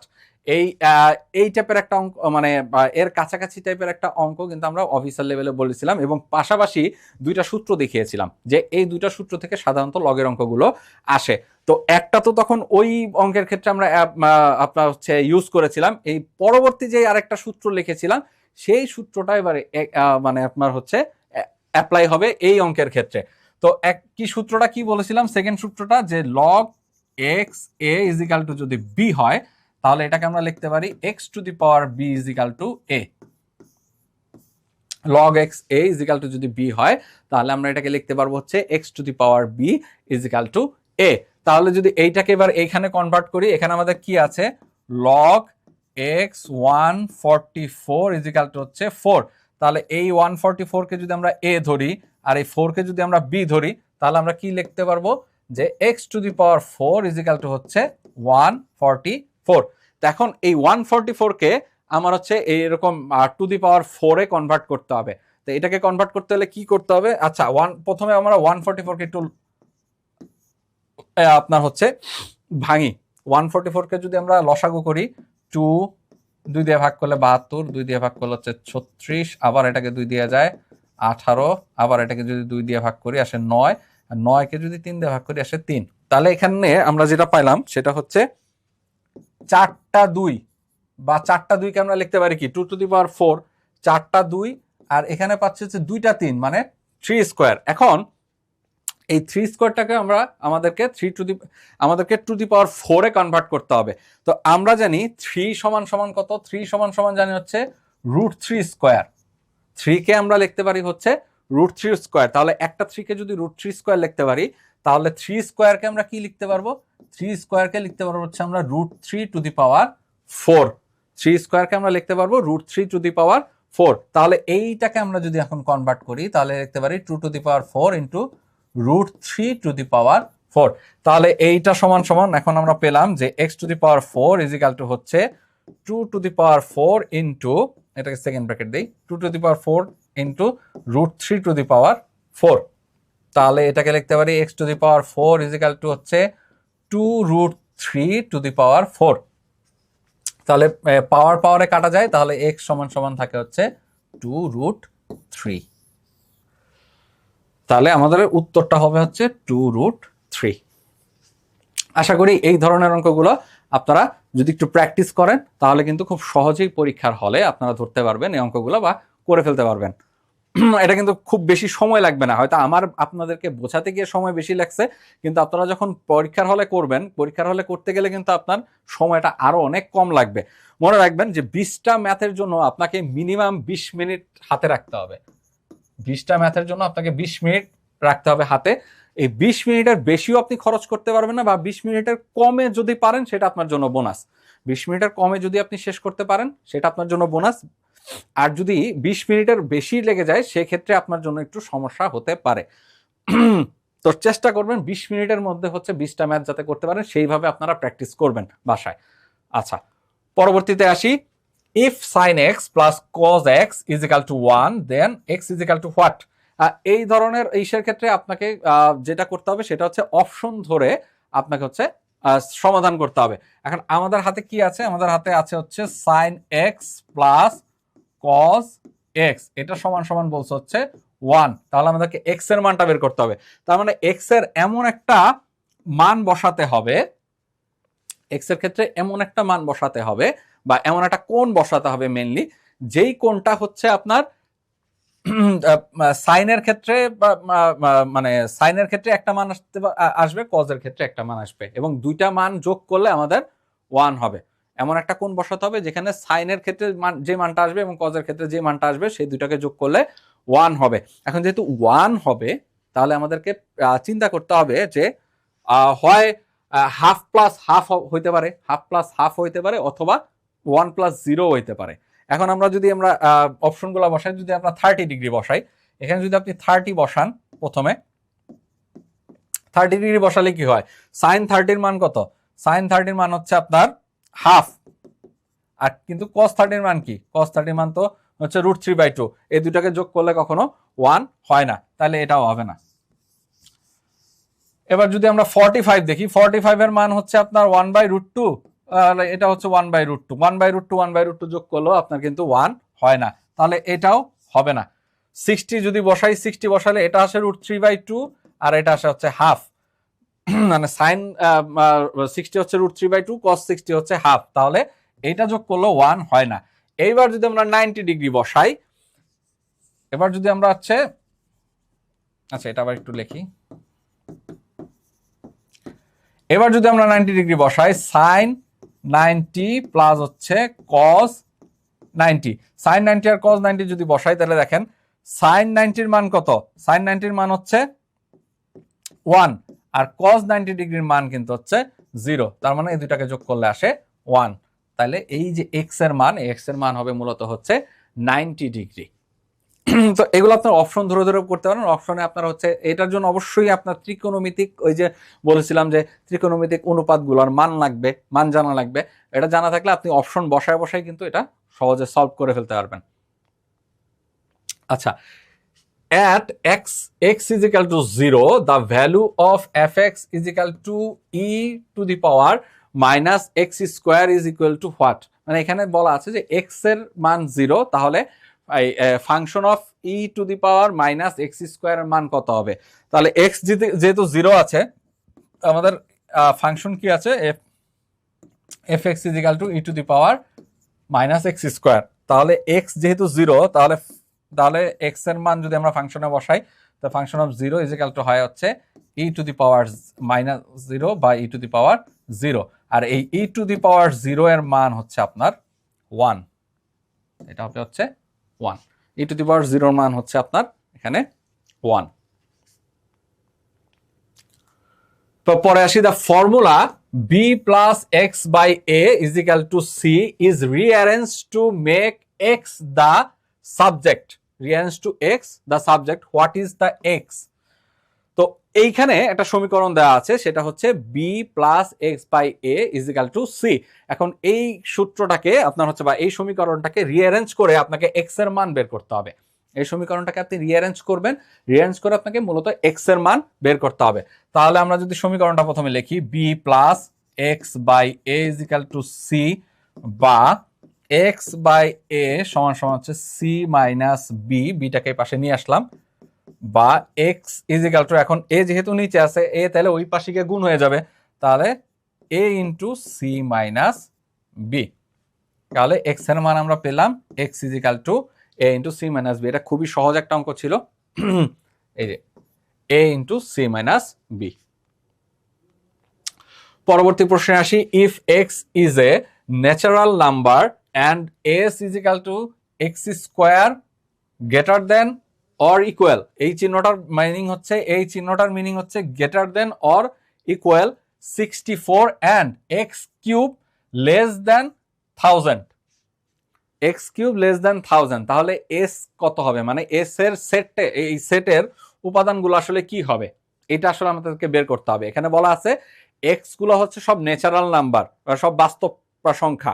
তা সব যদি বাস্তব সংখ্যা হয়, তাহলে আমাদেরকে বলা আছে যে এখানে একটা সূত্র দেয়া আছে বা আপনাকে একটা শর্ত দেয়া আছে যে এক্স স্কোয়ারের মান আপনার 64 থেকে 64 সমান অথবা 64 থেকে ছোট হইতে হবে, আর এক্স কিউবের মান আপনার হচ্ছে 1000 থেকে ছোট অথবা 1000 থেকে ছোট হইতে হবে। তাহলে এই দুইটা শর্ত আমাদেরকে কিন্তু দেওয়া আছে।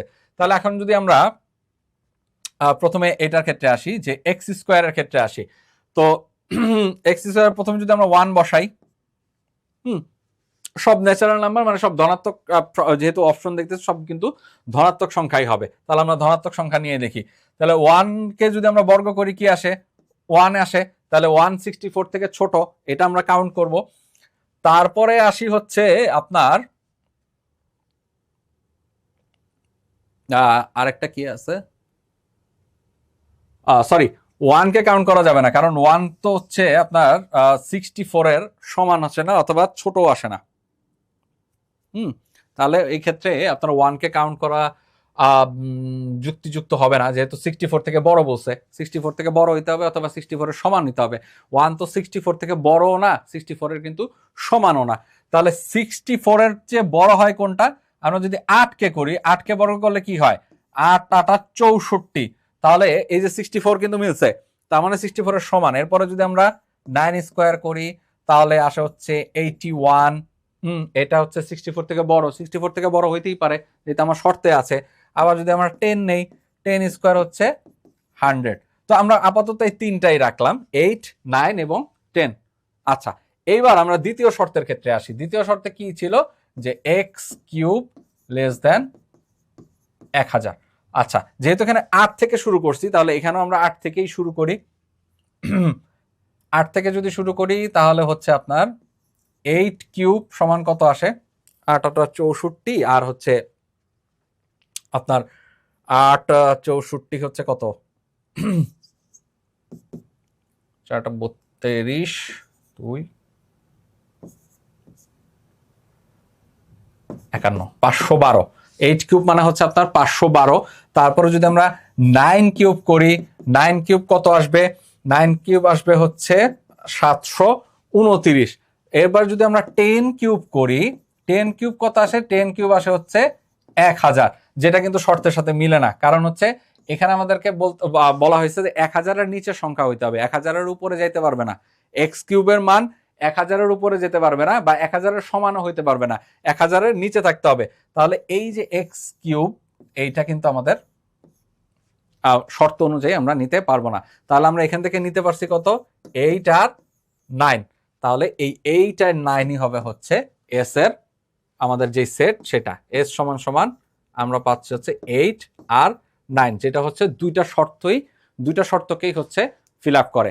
8 আর 9 যদি আমি বড় করি, 64 হয়, 81 হয়, দুইটাই হচ্ছে প্রথম শর্তটাকে ফিল আপ করে, আর দ্বিতীয় শর্তটাকেও ফিল আপ করে। কিউব করলে দুইটার কিউবই হচ্ছে আপনার 1000 থেকে ছোট। তাহলে এইটাই হচ্ছে একমাত্র দুইটা শর্তকেই ফিল আপ করে। পরবর্তীতে আসি, count the number of triangles and squares in the following figure. যদি এখানে বলা আছে যে এখানে একটা চিত্র দেয়া আছে, এই চিত্র থেকে আপনাকে কাউন্ট করতে হবে এখানে কয়টা ত্রিভুজ আছে এবং কয়টা স্কোয়ার মানে হচ্ছে বর্গ আছে। তো এই টাইপের প্রশ্নগুলো একটু জটিল হয় এবং এটা করতে কিন্তু অনেকটা সময় প্রয়োজন হয়। তাহলে সেই ক্ষেত্রে আপনাকে যেটা করতে হবে যে এই টাইপের যেই ম্যাথগুলো আছে সেগুলা স্কিপ করাটাই বেটার, কারণ এটা করতে আপনাকে অনেকটা সময় লাগবে। আচ্ছা, তারপর আমরা দেখি এটাকে সমাধান করার চেষ্টা করি। প্রথমে আমরা প্রত্যেকটা পয়েন্টের একটা নাম দিই। এ, এটাকে ধরলাম বি, সি, ডি, এটাকে ধরেন দিলাম ই, এফ, জি, এইচ। তারপরে আরো কিছু ছোট ছোট আছে, যেমন এটাকে ধরেন দিলাম আই, তারপরে এইটাকে ধরেন দিলাম জে, এটাকে কে, আর এটাকে দিলাম হচ্ছে এল। আচ্ছা, এইটা এবার তো প্রথমে আমরা স্কোয়ারটাকে কাউন্ট করে ফেলি। তো স্কোয়ারটাকে যদি কাউন্ট করি, দেখেন এইটা, আচ্ছা ছোট করে এটাকে একটু ও দিয়ে দিই, এই মাধ্যমে এই মধ্যবিন্দুটা হচ্ছে ও। তাহলে প্রথমটা দেখেন, যদি আমরা কাউন্ট করি তাহলে এ, ই, এফ, ও, এটা হচ্ছে একটা এটা হচ্ছে একটা স্কোয়ার। তারপরে হচ্ছে আরেকটা আসে হচ্ছে ই, ও, বি, জি, এটা একটা স্কোয়ার। তারপরে আসে হচ্ছে আপনার এফ, সি, ও, এইচ, এটা একটা স্কোয়ার। এবং লাস্ট আরেকটা আসে হচ্ছে ও, এইচ, ডি, জি, এটাও একটা স্কোয়ার। তাহলে এখান থেকে পেলাম হচ্ছে কটা? 4টা। এইবার আসি এই যে ছোট ছোট বক্সগুলা, এই যে ছোট ছোট বক্সগুলা, তার মানে ই, I, E, L, O, I, ই, এল, ও, এটা একটা আসে। তারপরে আসে হচ্ছে আপনার এল, ও, কে, জি, এল, ও, কে, জি। তারপর আসে I, F, J, O, I, F, J, O, এবং আরেকটা আসে হচ্ছে O, J, H, K, O, J, H, K. এখানেও আমরা পেলাম হচ্ছে 4টা। তাহলে 4 + 4 হচ্ছে 8টা। এবার এই যে ই, এফ, জি, এইচ, একটা হচ্ছে ই, এফ, জি, এইচ, আর আরেকটা তো পুরো এ বি সি ডি আছেই। আরেকটা কি? এ, বি, সি, ডি। তো সমান এই হলো 10টা। তাহলে আমরা মোট ট্রায়াঙ্গেল পেলাম, আপনার স্কোয়ার পেলাম কটা? 10টা। এবার দেখেন এখানে একটা মাত্র অপশন আছে স্কোয়ার, 10টা। বাকি আপনার 44টা ট্রায়াঙ্গেলস বের করার কোনো দরকারই নেই। এটাকে যদি এইটা একমাত্র ওয়ে, এটা হচ্ছে আপনার একদম ছোট করে বের করার একমাত্র ওয়ে। যদি আপনি খুব তাড়াতাড়ি এটাকে বের করতে চান, তাহলে আপনাকে প্রথমেই হচ্ছে কাজ করতে হবে স্কোয়ার নিয়ে আপনার, তারপরও এটা বেশ সময় সাপেক্ষই বলা যায়। স্কোয়ার নিয়ে আপনার বের করলে দেখেন যে ওইখানে শুধুমাত্র একটাই অপশন আছে, যেখানে হচ্ছে 10 স্কোয়ার মানে 10টা স্কোয়ার মানে 10টা বর্গ অপশন আছে। তাহলে আপনি খুব সহজেই বের করতে পারতেছেন যে আসলে কোনটা উত্তর হবে। এছাড়া আপনি চাইলে, আপনার যদি হাতে প্রচুর সময় থাকে, তাহলে সেক্ষেত্রে আপনি 44টা ট্রায়াঙ্গেলও খুঁজে বের করতে পারেন। সেটা কিভাবে করবেন? ধরেন 1, 2, 3, 4, এগুলোর যদি আমরা ট্রায়াঙ্গেলের নাম্বার দিই প্রত্যেকটার, 1, 2, 3, 4, 5, 6, 7, 8। এবার আমরা একটু ট্রায়াঙ্গেলটাও একটু বের করে দেখাই। অনেকে বলবেন যে শুধুমাত্র স্কোয়ারটাকে বের করলেন, যদি আমি চাই ট্রায়াঙ্গেল বের করব, থাকতেই পারে অনেক ক্ষেত্রে, অনেক সময় অত থাকতে পারে, অনেকের থাকে না। ধরেন আপনি এতই এক্সপার্ট যে এতই দ্রুত সব শেষ করে ফেলছেন যে হচ্ছে আপনার হাতে প্রচুর সময় আছে শেষ পর্যন্ত, এখন আপনি ওই ট্রায়াঙ্গেলটা বের করবেন। এবার আমরা ট্রায়াঙ্গেলও বের করবো। আচ্ছা 8, তারপর ধরেন 9, 10, 11, 12, 13, 14, 15, 16।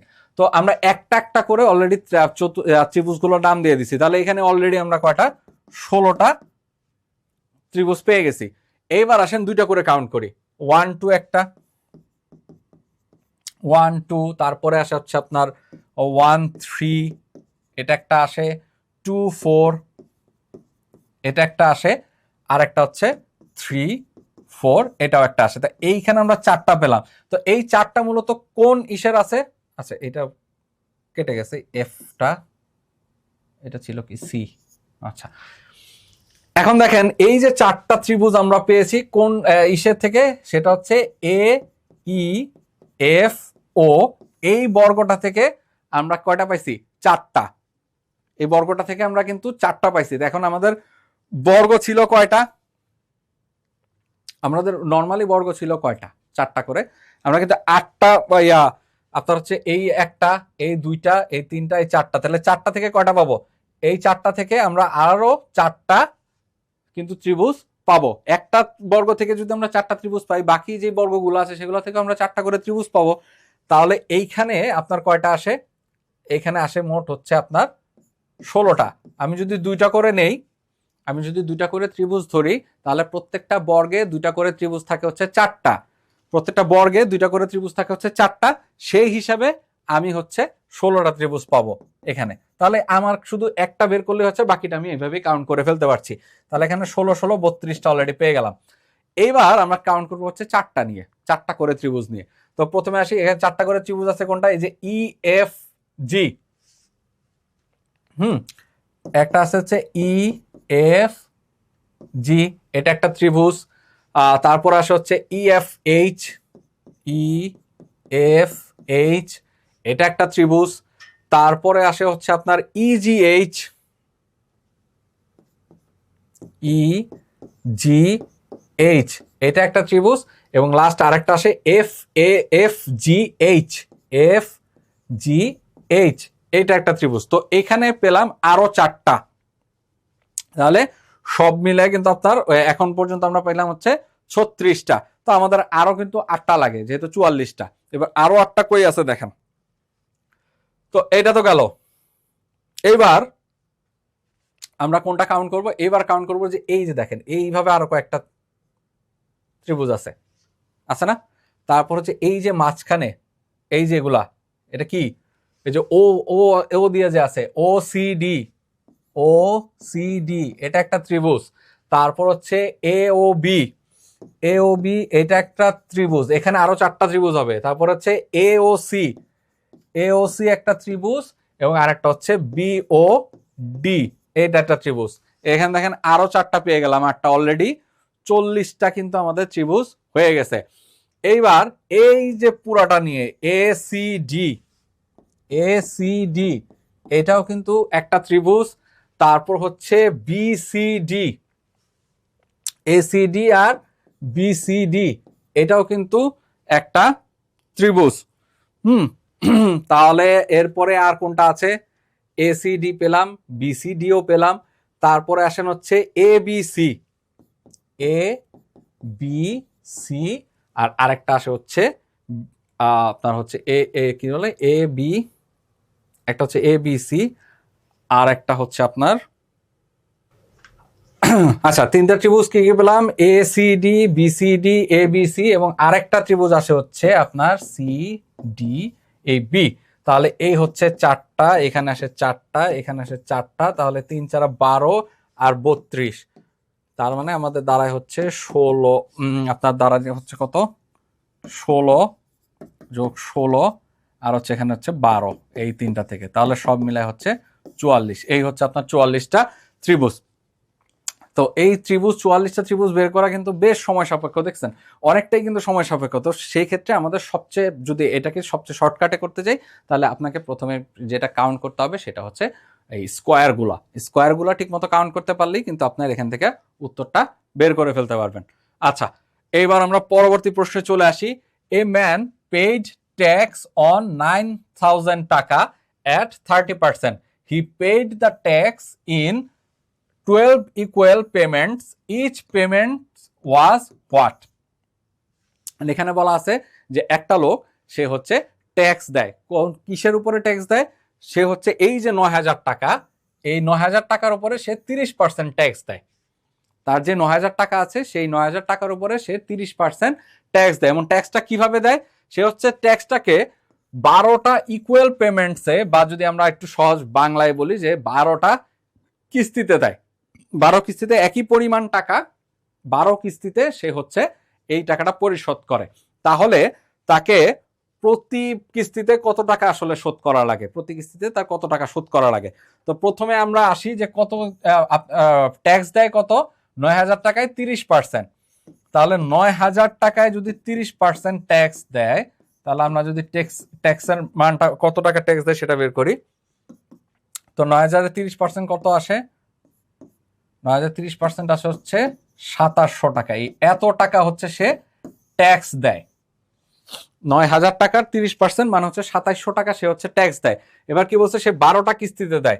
তাহলে আমরা যদি 2,700 টাকাকে 12 দিয়ে ভাগ করি তাহলে কত আসে? তাহলে আসে হচ্ছে আপনার 225 টাকা। তার মানে প্রতি কিস্তিতে সে হচ্ছে 225 টাকা করে ট্যাক্স দেয়। প্রতি কিস্তিতে সে হচ্ছে 225 টাকা করে দেয় 12টা কিস্তিতে। আচ্ছা, পরবর্তী প্রশ্নে আসি।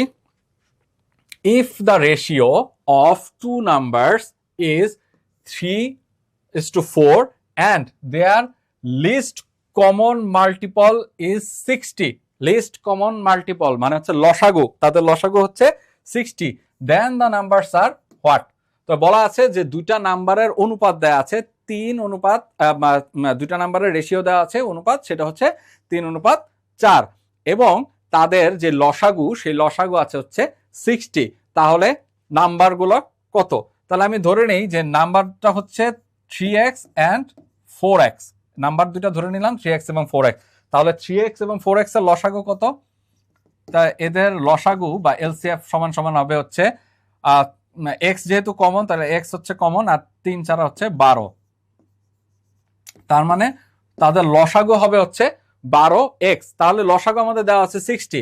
তাহলে শর্ত মতে 12x হচ্ছে 60 বা x সমান সমান হচ্ছে 5। তাহলে x এর মান আমরা 5 পেলাম। তাহলে সুতরাং সংখ্যা দুটি কত হবে? 3x হচ্ছে 3 into 5,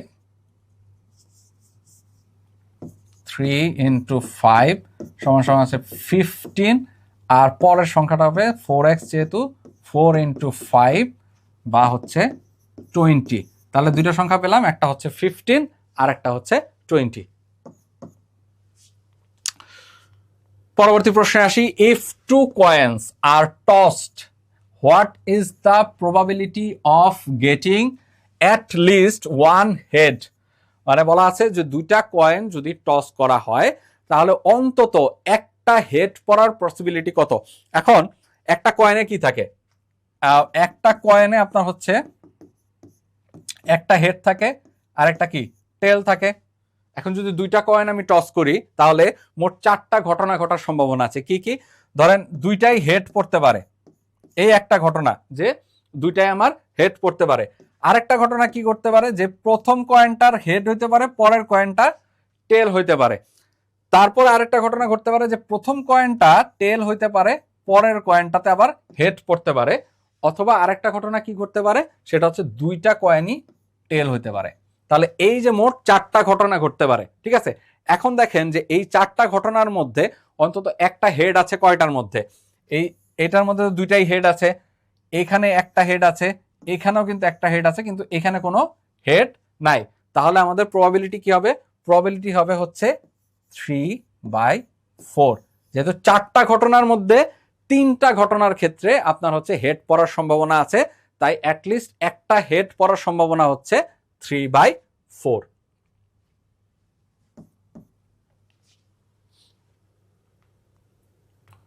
পরবর্তী প্রশ্নে আসি। Given 16 to the power x is equal to 4 to the power 4, what is x? এখানে দেয়া আছে হচ্ছে 16 to the power x is equal to 4 to the power 4। তাহলে আমাদেরকে বের করতে হবে x is equal to what? তাহলে এখানে আমরা যে সমীকরণটা লিখি 16 two the power x is equal to হচ্ছে 4 টু দি পাওয়ার 4। আচ্ছা, এখন 16 কে আমি লিখতে পারি কি, 16 কে লিখতে পারি 4 স্কোয়ার। তো এই যে 4 স্কোয়ার আর উপরে যে উপরে যে আপনার এটা আছে, সূচকটা আছে, সেটা গুণ হয়ে যাবে। তাহলে এটা লিখতে পারি হচ্ছে 4 to the power 2x is equal to 4 to the power 4। এখন দেখেন দুইটার আপনার হচ্ছে রাশি হচ্ছে একই এবং কিন্তু সূচক পার্থক্য। তাহলে যদি রাশি এক থাকে তাহলে সূচক দ্বয় পরস্পর কিন্তু সমান হবে। তাহলে 2x ইজ ইকাল টু হচ্ছে 4, বা এখান থেকে আমরা x ইজ ইকাল টু পাই হচ্ছে 2। তাহলে x এর মান কত পেলাম? x এর মান কিন্তু পেলাম হচ্ছে আমরা 2। এবার হচ্ছে last question, if the universal set consists of two sets A and B, then the complementary set of A is what? Complementary set মানে হচ্ছে এখানে পূরক সেট বের করতে বলছে যে A এর পূরক সেট কি হবে। তো পূরক সেটের ক্ষেত্রে যেটা হয় যে আপনার ইউনিভার্সাল সেট থেকে আমরা যদি A সেটের সব উপাদান বের করে দিই, তাহলে যে উপাদানগুলো থাকে সেটা হচ্ছে কমপ্লিমেন্টারি সেট অফ A, মানে এর পূরক সেট।